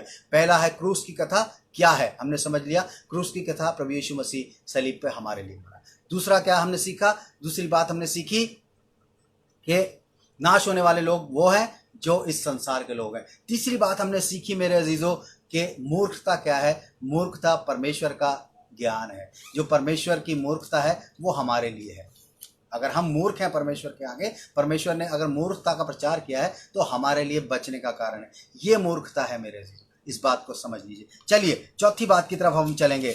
इसमें लिखा हुआ है क्योंकि क्रूस की कथा नाश होने वाले के निकट मूर्खता है। इतना हिस्सा हमने देख लिया, लेकिन अब चौथी बात में कहता है परंतु हम उद्धार पाने वालों के निकट परमेश्वर की सामर्थ। उद्धार पाने वाले कौन है मेरे अजीज? उद्धार पाने वाले कौन है? अब इस बात को समझना कि वो उद्धार पाने वाले लोग हैं कौन। यहां लिखा है कि उद्धार पाने वालों के निकट परमेश्वर की सामर्थ है। क्या? क्रूस की कथा। अभी हमने बात करी क्रूस की कथा की, नाश होने वाले व्यक्तियों की, मूर्खता की। अब हम बात करते हैं उद्धार पाने वाले लोग। यहाँ पे पौलुस लिखता है हम उद्धार पाने। पौलुस ने उद्धार पा लिया था, इसलिए उसने वर्ड लगाया हम उद्धार पाने वाले। वो अपने लिए और अपने लोगों के लिए बात करता है कि हम उद्धार पाने वालों के निकट परमेश्वर की सामर्थ है। लेकिन आज के समय में ये उद्धार पाने वाले लोग कौन हैं, इस बात को समझेंगे। पहला कुरिन्थियों उसका पहला अध्याय और उसकी 26वीं आयत क्या कहती है? पहला कुरिन्थियों उसका पहला अध्याय और उसकी 26वीं आयत जी। हे भाइयों, पौलुस कहता है हे भाइयों, अपने बुलाए जाने की तो सोचो, अपने बुलाए जाने को तो सोचो कि ना शरीर के अनुसार बहुत ज्ञानवान, कहता है कि ना शरीर के अनुसार बहुत ज्ञानवान, यानी कि अपने आप में जो बढ़िया टाई वाई लगा के इंटेलिजेंट बन के या बिल्कुल सेट होके, वो कहता है कि ना शरीर के अनुसार बहुत ज्ञानवान और ना बहुत सामर्थी, ना बहुत सामर्थी और ना बहुत कुलीन बुलाए गए, और ना बहुत कुलीन बुलाए गए। 3 कैटेगरी पौलुस कह देता है कि अपने बुलाए जाने को सोचो। अगर आपको परमेश्वर ने चुन लिया है, आपको परमेश्वर ने बुला लिया है, तो क्यों बुला लिया, क्यों चुन लिया आप, क्यों परमेश्वर ने आपको बुला लिया? वो पौलुस इस बात को बताने की कोशिश कर रहा है अपने लोगों को। इसी थोड़ा कि क्यों बुला लिया परमेश्वर ने? कहता है कि ना तो शरीर के अनुसार, ना बहुत ज्ञान के अनुसार, और ना बहुत सामर्थी, और ना बहुत कुलीन। यानी कि अगर आप डील डॉल में अच्छे हैं तब भी परमेश्वर नहीं बुला रहा है। कहता है कि अगर आप ज्ञानवान हैं तब भी आपको नहीं बुला रहा है। कहता है बहुत सामर्थी हैं, हो सकता है कि आप बहुत अच्छे रिच हो तब भी आपको नहीं बुलाएगा। और कहता है बहुत कुलीन, यानी कि बहुत ज़्यादा लग्जरी में रहने वाले हो, बहुत ज़्यादा अच्छे पैसे वाले हो, तब भी आपको परमेश्वर नहीं बुलाएगा। तो पौलुस बात करता है कि अपने बुलाए जाने को तो सोचो कि तुम में ये वाली क्वालिटीज तो थी ही नहीं, कि तुम्हें परमेश्वर ने क्यों बुला लिया, तुम्हें परमेश्वर ने क्यों बुला लिया। और मेरे अजीजों, उसकी 27वीं आयत क्या कहती है जी? परंतु परमेश्वर ने, वो कहता है कि जब ना तो शरीर के अनुसार बहुत ज्ञानवान बुलाए गए, ना सामर्थी बुलाए गए, ना बहुत कुलीन बुलाए गए, तो फिर बुलाया कौन गया? 27वीं आयत इसका जवाब है, कौन बुलाया गया जी? परंतु परमेश्वर ने जगत के मूर्खों को चुन लिया है। मेरे अजीजों, लिखा हुआ है कि परमेश्वर ने जगत के मूर्खों को चुन लिया। अभी प्रचार भी तो मूर्खता का ही कर रहा था वो, कि प्रभु यीशु मसीह सलीब पे मर गया। जो इंटेलिजेंट लोग थे, जो ज्ञानवान लोग थे, वो तो समझते ही नहीं इस बात को, लेकिन उसको ये समझ आ गया कि मूर्ख लोग जो है इस बात को समझ लेंगे, जो इंटेलिजेंट नहीं है वो इस बात को समझ लेंगे, जो अपने आप में ज्ञानवान नहीं है, जो संसार का ज्ञान नहीं चाहते हैं, वो इस बात को समझ लेंगे। कहता है परंतु परमेश्वर ने जगत के मूर्खों को चुन लिया है जी, कि ज्ञानवानों को लज्जित करे। कहता है कि ज्ञानवानों को लज्जित करे, कि जो संसार के ज्ञान वाले हैं वो मूर्ख लोग उनको लज्जित कर देंगे। मेरे अजीज, जो बेवकूफ है, मैं जब इसको देख रहा था कि ग्रीक में जो इसके लिए एक शब्द आया है, यूनानी भाषा में इसके लिए जो शब्द आया है, वो शब्द आया है मोरोस। और मोरोस में जिस शब्द को डिस्क्राइब किया गया है स्टूपिड कह के, डल कह के, फुलिश कह के। डल और स्टूपिड आप समझते हैं, कहते हैं ना कि ये तो बिल्कुल डल है, इसे कुछ नहीं आता, बेकार है, स्टूपिड है, ये तो स्टूपिड है। मोरोस, परमेश्वर ने मोरोस को चुना, यानी कि स्टूपिड्स को चुना, फुलिश को चुना, डल लोगों को चुना, जिनको कुछ नहीं आता। ना तो वो पैसे से अच्छे थे, ना दिमाग से अच्छे थे, ना शरीर से अच्छे थे, ना घर से अच्छे थे, उन लोगों को परमेश्वर ने चुन लिया। लिखा है कि परमेश्वर ने जगत के मूर्खों को चुन लिया। मेरे ग्रीक का जो शब्द मैंने देखा, जब इन 3 शब्दों को मैंने देखा, सचमुच ये शब्द मुझे बड़े अच्छे लगे, डल, स्टूपिड और फुलिश। स्टूपिड जैसे कहते हैं ना, स्टूपिड है ये तो, डल है ये तो, मतलब हिकारत की नजर से लोग देखते हैं, घृणा करते हैं ऐसे लोगों से, अपने पास बैठाना पसंद नहीं, अरे इन्हें कुछ नहीं आता, हटाओ इन्हें, बेकार है।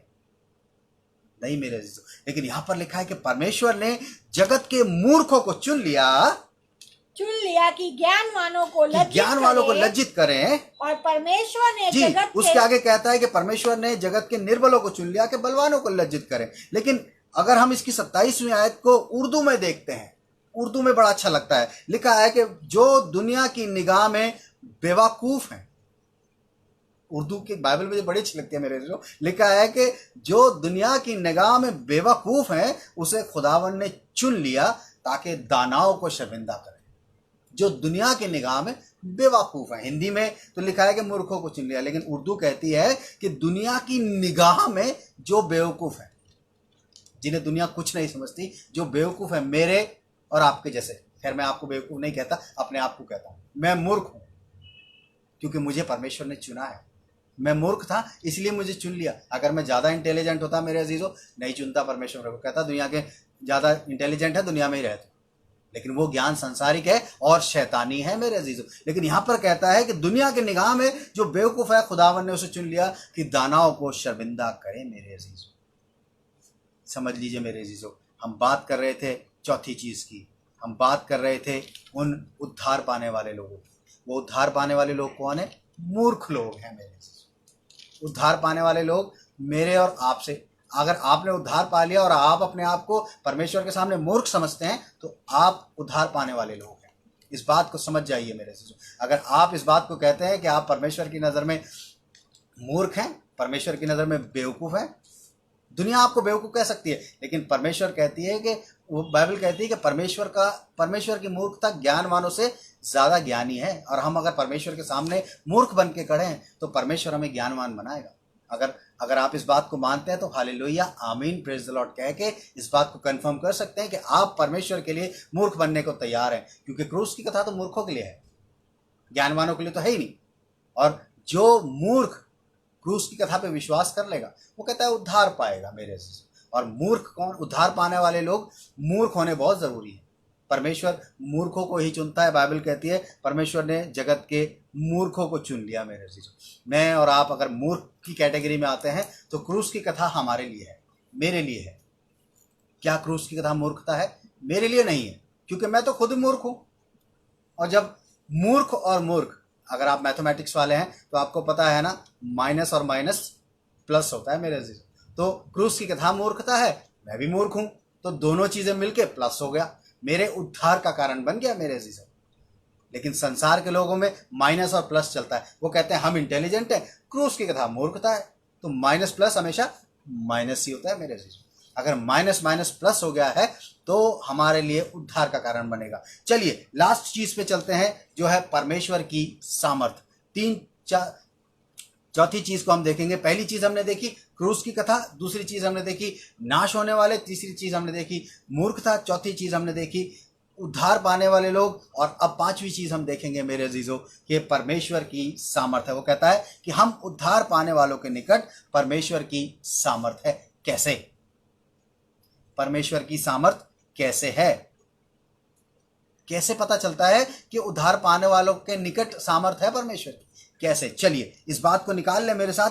प्रेरितों के काम उसका 3रा अध्याय, अगर हमने इसके अंदर एक कहानी का जिक्र है, और ये कहानी नहीं है, एक सच्ची घटना है। प्रेरितों के काम 3रे अध्याय के अंदर जब हम शुरुआत करते हैं तो वहां पे बात होती है, पहली लाइन से पढ़ते हैं एक बार।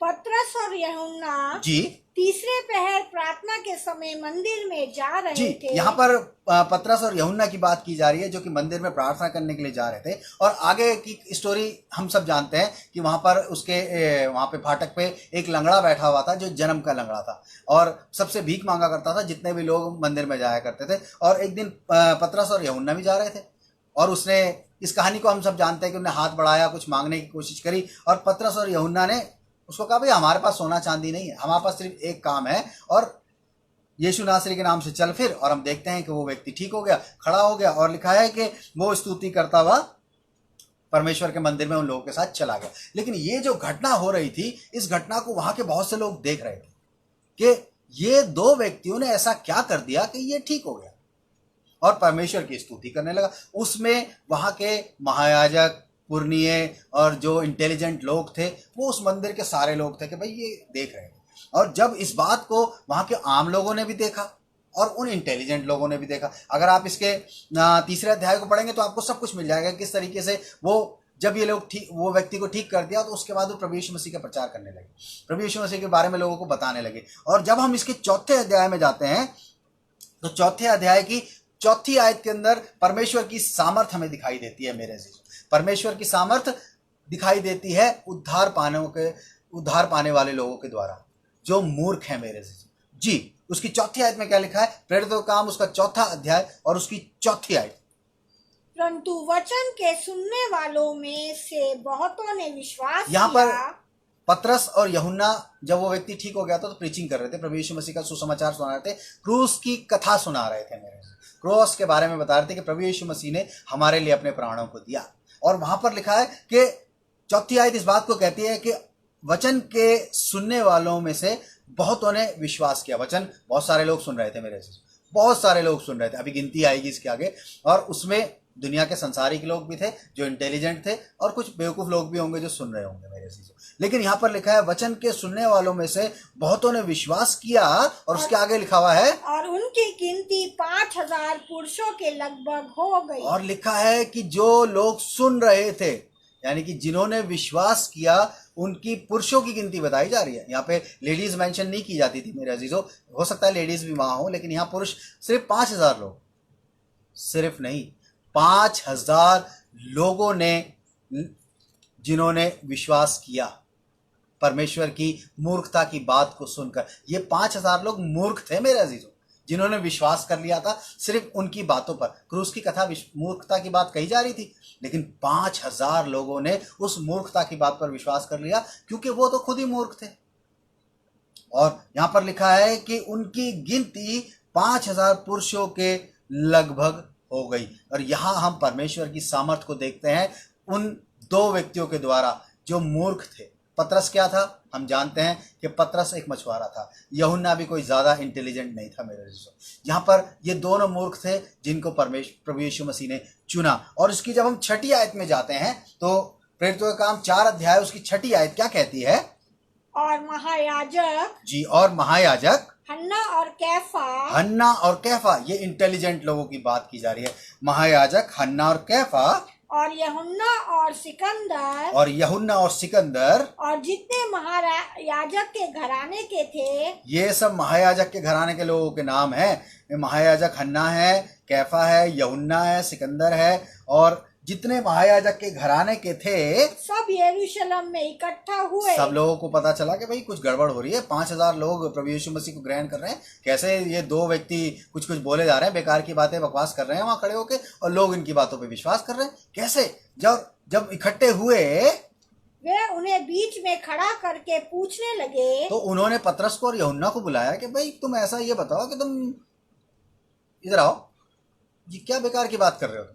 लोगों को क्या बेकार की बातें बता रहे हो? क्या मूर्खता की बातें करने में लगे हुए हो तुम यहाँ खड़े होकर? लिखा है उन्होंने बीच में खड़ा करके उन्हें पूछने लगे कि तुमने ये काम तुमने किस सामर्थ से और किस नाम से किया है? परमेश्वर की सामर्थ से और किस नाम से किया? वो पूछ रहे हैं, उन्हें पता ही नहीं है ना, क्योंकि दुनिया संसार के ज्ञानी लोग हैं मेरे अजीजों। उन्हें नहीं पता कि पतरस और यूहन्ना ने जब उन्होंने देखा कि भाई एक लंगड़े को ठीक कर दिया बिना कुछ किए, लंगड़ा घूम रहा है, चल रहा है, फिर रहा है, उसको कई सालों से, वो लिखा है जन्म का लंगड़ा था और कई सालों से लोग उसको देख रहे होंगे आने जाने वाले, यार ये तो बचपन से इतना बड़ा हो गया, लंगड़ा का लंगड़ा, ये भीख ही मांगता है। लेकिन जब इन्होंने देखा होगा कि यार ये तो ठीक हो गया, मंदिर में आ रहा है, परमेश्वर की स्तुति कर रहा है, तो ये थोड़े से परेशान हो गए। इन्होंने यूहन्ना को, पतरस को बुलाया, कहा कि भाई ये बताओ कि ये बेकार के का तुम काम कर रहे हो और 5000 लोग तुम्हारी बात मान रहे हैं, ये तुम किसके नाम से कर रहे हो, किसकी सामर्थ्य से कर रहे हो? तो तब आगे का जवाब क्या है? जी 13वीं आयत पढ़ते हैं इसकी एक बार। जब उन्होंने पतरस और यूहन्ना का साहस देखा, और यहाँ पर उन्होंने पूछा कि भाई तुम ये किसके काम से करते हो, तो उन्होंने बता दिया भाई हम तो प्रभु जो सूली पे चढ़ाया गया प्रभु यीशु मसीह है, हम उसके नाम से करते हैं। तो उनकी कुछ समझ में नहीं आई बात कि यार ये क्या बात हो सकती है, ये तो बेवकूफ़ी की बात कर रहे हैं, कुछ समझदारी वाली बात तो है नहीं। और जब हम 13वीं आयत में आते हैं तो वहां पर परमेश्वर की सामर्थ इन लोगों के द्वारा पता चलती है, और पता चलती है कि ये कौन लोग थे। जी 13वीं आयत पढ़ते हैं इसकी। जब उन्होंने पतरस और यूहन्ना का साहस देखा, पतरस और यूहन्ना डरे नहीं, उन्होंने बता दिया कि भाई हम प्रभु यीशु मसीह के नाम से इस काम को करते हैं, परमेश्वर की सामर्थ हमारे साथ है, और जो हमारे लिए क्रूस पे चढ़ा, उन्हें क्रूस की कथा उन्हें सुना दी। और जब क्रूस की कथा सुना दी उनकी समझ में ही नहीं आई, और जब वो बोलते गए, और यहाँ पर लिखा है कि उन्होंने उनको जेल में भी डलवा दिया था, लेकिन फिर भी वो इस काम को कर रहे थे। और जब 13वीं आयत हम पढ़ते हैं तो उसमें लिखा हुआ है कि जब उन्होंने पतरस और यूहन्ना का हियाव देखा और ये जाना कि ये अनपढ़ और साधारण मनुष्य हैं। अनपढ़ और साधारण मनुष्य हैं। अनपढ़ है तो मूर्ख ही होगा, साधारण है तो कुछ आता नहीं होगा, दोनों बातें हैं ना। इंटेलिजेंट नहीं है, ये पढ़े लिखे नहीं है। कहता है कि अनपढ़ और साधारण मनुष्य हैं, तो क्या हुआ? तो आश्चर्य किया, फिर उनको पहचानने लगे कि यार कुछ जाने पहचाने से लग रहा है, कहीं देखा हुआ है। फिर क्या लिखा है? कि ये यीशु के साथ रहे हैं। ये प्रभु यीशु मसीह के साथ रहते थे, जो उसकी क्रूस की कथा को आज बता रहे हैं, उसके आश्चर्य कर्मों को कर रहे हैं। लेकिन परमेश्वर की सामर्थ कैसे साबित हुई मेरे अजीजों? कि 5000 लोगों ने उन मूर्खों के द्वारा, जो अनपढ़ थे, जिन्हें कुछ नहीं आता था, साधारण लोग थे, विश्वास किया। एक लंगड़े को उन्होंने चंगा किया। ऐसे ऐसे बहुत से काम बाइबल के अंदर अगर आप पढ़ना चाहेंगे प्रेरितों के काम के अंदर, कि लोग अपना रुमाल, अपने कपड़े छुआ के ले जाते थे, पतरस को, पौलुस को, यूहन्ना को, और अपने बीमारों को छुआ देते थे। परमेश्वर की सामर्थ उन मूर्खों के द्वारा निकल के आ रही थी मेरे जीजो। एक आयत और पढ़वाऊंगा, उसके बाद फिर हम इसको खत्म करेंगे। जी इसकी 14वीं आयत और पढ़ दें, क्या लिखा हुआ है? उस मनुष्य को जी जो अच्छा हुआ था, जी उनके साथ खड़े देखकर के विरोध में कुछ ना कह सके। उन्होंने इस बात को समझ लिया कि परमेश्वर की सामर्थ इस व्यक्ति में से जो ठीक हो गया है, फिर विरोध नहीं कर पाए मेरे। दुनिया के लोग कितने ही ज्ञानी क्यों ना हो, कितने ही इंटेलिजेंट क्यों ना हो, परमेश्वर का विरोध नहीं कर सकते। क्यों? क्योंकि उनके पास तो संसार का ज्ञान है, और परमेश्वर का ज्ञान अगर मूर्खता वाला है तब भी उनके ज्ञानवान से बड़ा है मेरे अजीजों। तो इस बात को आज आप समझ लीजिए कि आज जो 5 बातें हमने सीखी हैं कि क्रूस की कथा क्या है, नाश होने वाले कौन है, और मूर्खता क्या है, और हम उद्धार पाने वाले कौन है, और मेरे अजीजों परमेश्वर की सामर्थ क्रूस की कथा से कैसे साबित होती है, उन मूर्खों के द्वारा कैसे साबित होती है। इन 5 चीज़ों पे प्रभु जी मेरे अजीजों आप ध्यान कर लें। इन 5 चीज़ों को अगर आपने आधा अधूरा सुना है या आप बाद में जुड़े हैं तो इसको आप दोबारा सुने, ज़्यादा से ज़्यादा लोगों के साथ इसको शेयर करें मेरे अजीजों, ताकि क्रूस की कथा हम जैसे मूर्खों ने ही फैलानी है। अगर आप अपने आप को मूर्ख समझते हैं और आप समझते हैं कि परमेश्वर की प्रभु यीशु मसीह की क्रूस की कथा को मैं और लोगों तक पहुंचाता चले जाऊं और मूर्खों तक पहुंचा दूं, तो पहुंचा दीजिए, आप पहुंचा दीजिए उसको। परमेश्वर ने अगर आपको चुना, कहता है उसने जगत के मूर्खों को चुन लिया कि ज्ञानवानों को लज्जित करें। अगर आप उन इंटेलिजेंट लोगों को शेम देना चाहते हैं, लज्जित करना चाहते हैं, शर्मिंदा करना चाहते हैं अपनी बेवकूफ़ी के द्वारा, अपनी बेवकूफ़ी से आप किसी को भी, अगर आपके पास परमेश्वर की सामर्थ है, उद्धार पाने वालों के निकट परमेश्वर की सामर्थ है मेरे अजीजों, अगर हमने उस क्रूस की कथा को मान लिया है। इसलिए मेरे अजीजों अब आप खुद ही फैसला कर सकते हैं कि आपको संसार का ज्ञान चाहिए या परमेश्वर की मूर्खता वाली क्रूस की कथा चाहिए।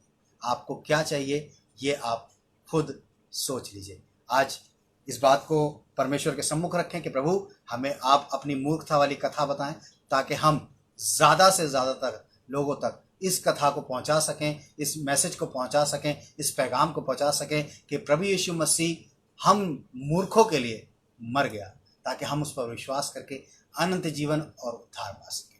आइए हम दुआ करेंगे, अपनी आंखों को बंद करें। Thank you Jesus, hallelujah.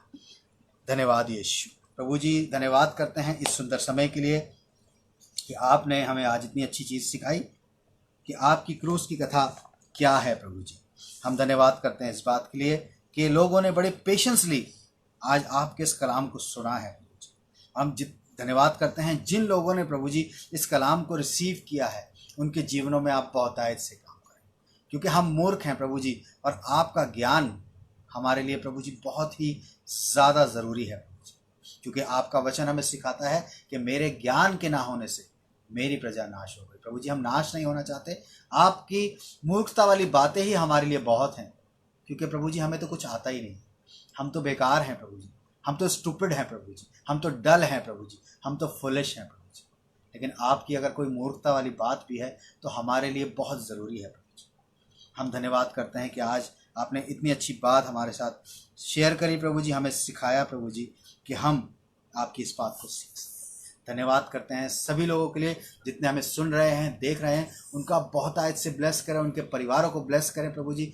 यदि किसी के परिवार में किसी प्रकार की कोई भी परेशानी है तो आप प्रभु जी अपने सामर्थी हाथ के द्वारा उनके जीवनों में कार्य करें, ताकि आपके नाम की महिमा उनके जीवनों के द्वारा होती चली जाए प्रभु जी। इस वक्त खासकर प्रार्थना करते हैं प्रभु जी मिस्टर स्पीक के लिए, पास्टर स्पीक के लिए प्रभु जी, जो कि कोरोना पॉजिटिव पाए गए हैं प्रभु जी, और पहले से ही प्रभु जी वो डायलिसिस में है प्रभु जी। इस वक्त हम आपसे बड़ी दीनता के साथ उनके लिए प्रार्थना करते हैं प्रभु जी कि आप अपनी चंगाई भरा हाथ उनके जीवन पे रखें प्रभु जी। जितने लगा हम जुड़े हुए हैं एक साथ मिलके एक मन होके आप भी मेरे साथ मिस्टर स्पीक के लिए प्रार्थना करें, ताकि प्रभु उनके बिस्तर को पलट दे और वो बिल्कुल ठीक हो सकें और वो उस खिदमत को कर सकें जो खुदा ने उनको दी है मेरे अजीजों। और आज हमारा विश्वास है कि जब आज हम सब एक मन होके उनके लिए दुआ कर रहे हैं तो वो बिल्कुल स्वस्थ हो जाएंगे प्रभु जी। हाँ वो बहुत दूर हैं हमसे प्रभु जी, लेकिन वो आपके खादिम हैं, आप अपने लिए उनको इस्तेमाल करना चाहते हैं, अपनी महिमा के लिए इस्तेमाल करें और उनके बिस्तर को पलट दें प्रभु जी,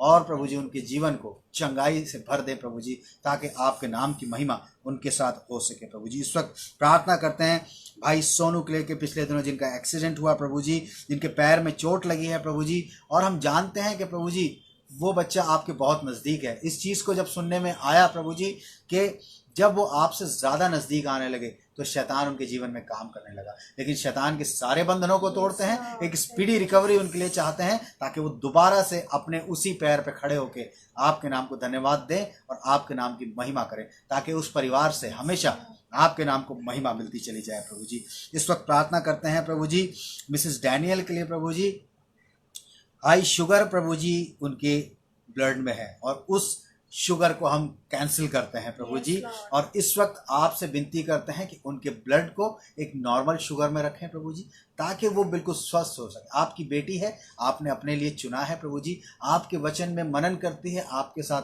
टाइम स्पेंड करती है प्रभु जी, और शैतान की सारी बीमारियों को हम कैंसिल करते हैं, क्योंकि आपका वचन बताता है कोई विपत्ति तेरे डेरे के निकट नहीं आएगी और कोई मरी तेरे घर में नहीं पहुंचेगी प्रभु जी। इस वक्त उनकी शुगर को बिल्कुल नॉर्मल होने का हुक्म देते हैं, और जब हमने आपसे मांगा है तो उनकी शुगर नॉर्मल हो गई है। इस बात के लिए आपका धन्यवाद देते हैं। इस वक्त प्रार्थना करते हैं भाई कुलदीप के लिए, जो प्रभु जी आपको धन्यवाद देना चाहते हैं कि इन क्राइसिस के दिनों में भी प्रभु जी, बीते समय शायद थोड़ा परेशान थे अपने काम को लेके, अपने बिजनेस को लेके प्रभु जी, अपने रोजगार को लेके, लेकिन जब हम यहाँ से निरंतर उनके लिए प्रार्थना कर रहे थे प्रभु जी, तो आपने उनके लिए रास्ते खोले, और उनके लिए प्रभु जी हम जानते हैं कि एक नया बिजनेस आप स्टैब्लिश करेंगे प्रभु जी। हाँ, हम जानते हैं कि जिस तरीके से उन्होंने इस चीज़ को खरीदा है प्रभु जी, हम जानते हैं शायद सुनने में बहुत अजीब सी बातें लगती हैं, लेकिन हम इस बात को जानते हैं प्रभु जी, जब कोई अपना काम शुरू करता है तो उसके लिए आपका होना बहुत ज़रूरी है प्रभु जी।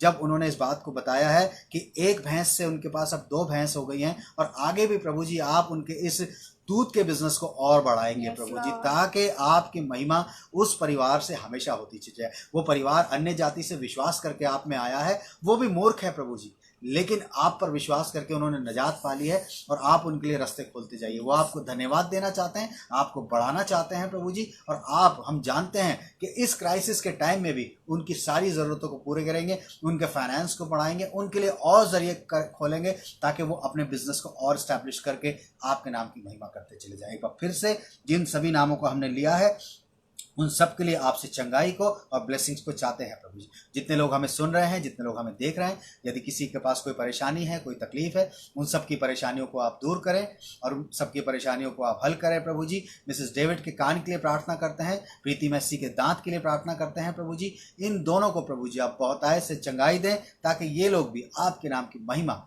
सदा करते चले जाए। इस वक्त प्रभु जी हम अपने लिए भी प्रार्थना करते हैं कि आप हमें संभाल के रखते हैं, शक्ति देते हैं, सामर्थ्य देते हैं। आगे भी प्रभु जी इसी तरीके से अपने वचनों से भरते रहे, ताकि बहुत से लोगों को आपके इस वचनों के द्वारा आशीषित करते चला जाए, आपकी महिमा के द्वारा ये सारे लोग आप पे पढ़ते चले जाए। धन्यवाद के साथ इस विनती को मांगते हैं अपने उद्धारकर्ता प्रभु यीशु मसीह के नाम से, आमीन। आए हमारे बाप, तू जो आसमान पर है, तेरा नाम पाक माना जाए, तेरी बादशाहत आए, तेरी मर्जी जैसे आसमान पर पूरी होती है वैसे ज़मीन पर पूरी हो। हमारे रोज़ की रोटी आज हमें दे, और जैसे हम कसूर वालों को माफ़ करते हैं, तू भी हमारे कसूरों को माफ़ कर। हमें आजमाइश में न पड़ने दे, बल्कि बुराई से बचा, क्योंकि बादशाहत, कुदरत और जलाल हमेशा तेरी है, आमीन। और अब हमारे प्रभु यीशु मसीह का अनुग्रह, परमेश्वर पिता का प्रेम और पवित्र आत्मा की सहभागिता हम सबके साथ, खासकर जो देख रहे हैं और सुन रहे हैं उनके साथ अब से लेके हमेशा तक होती रहे, आमीन।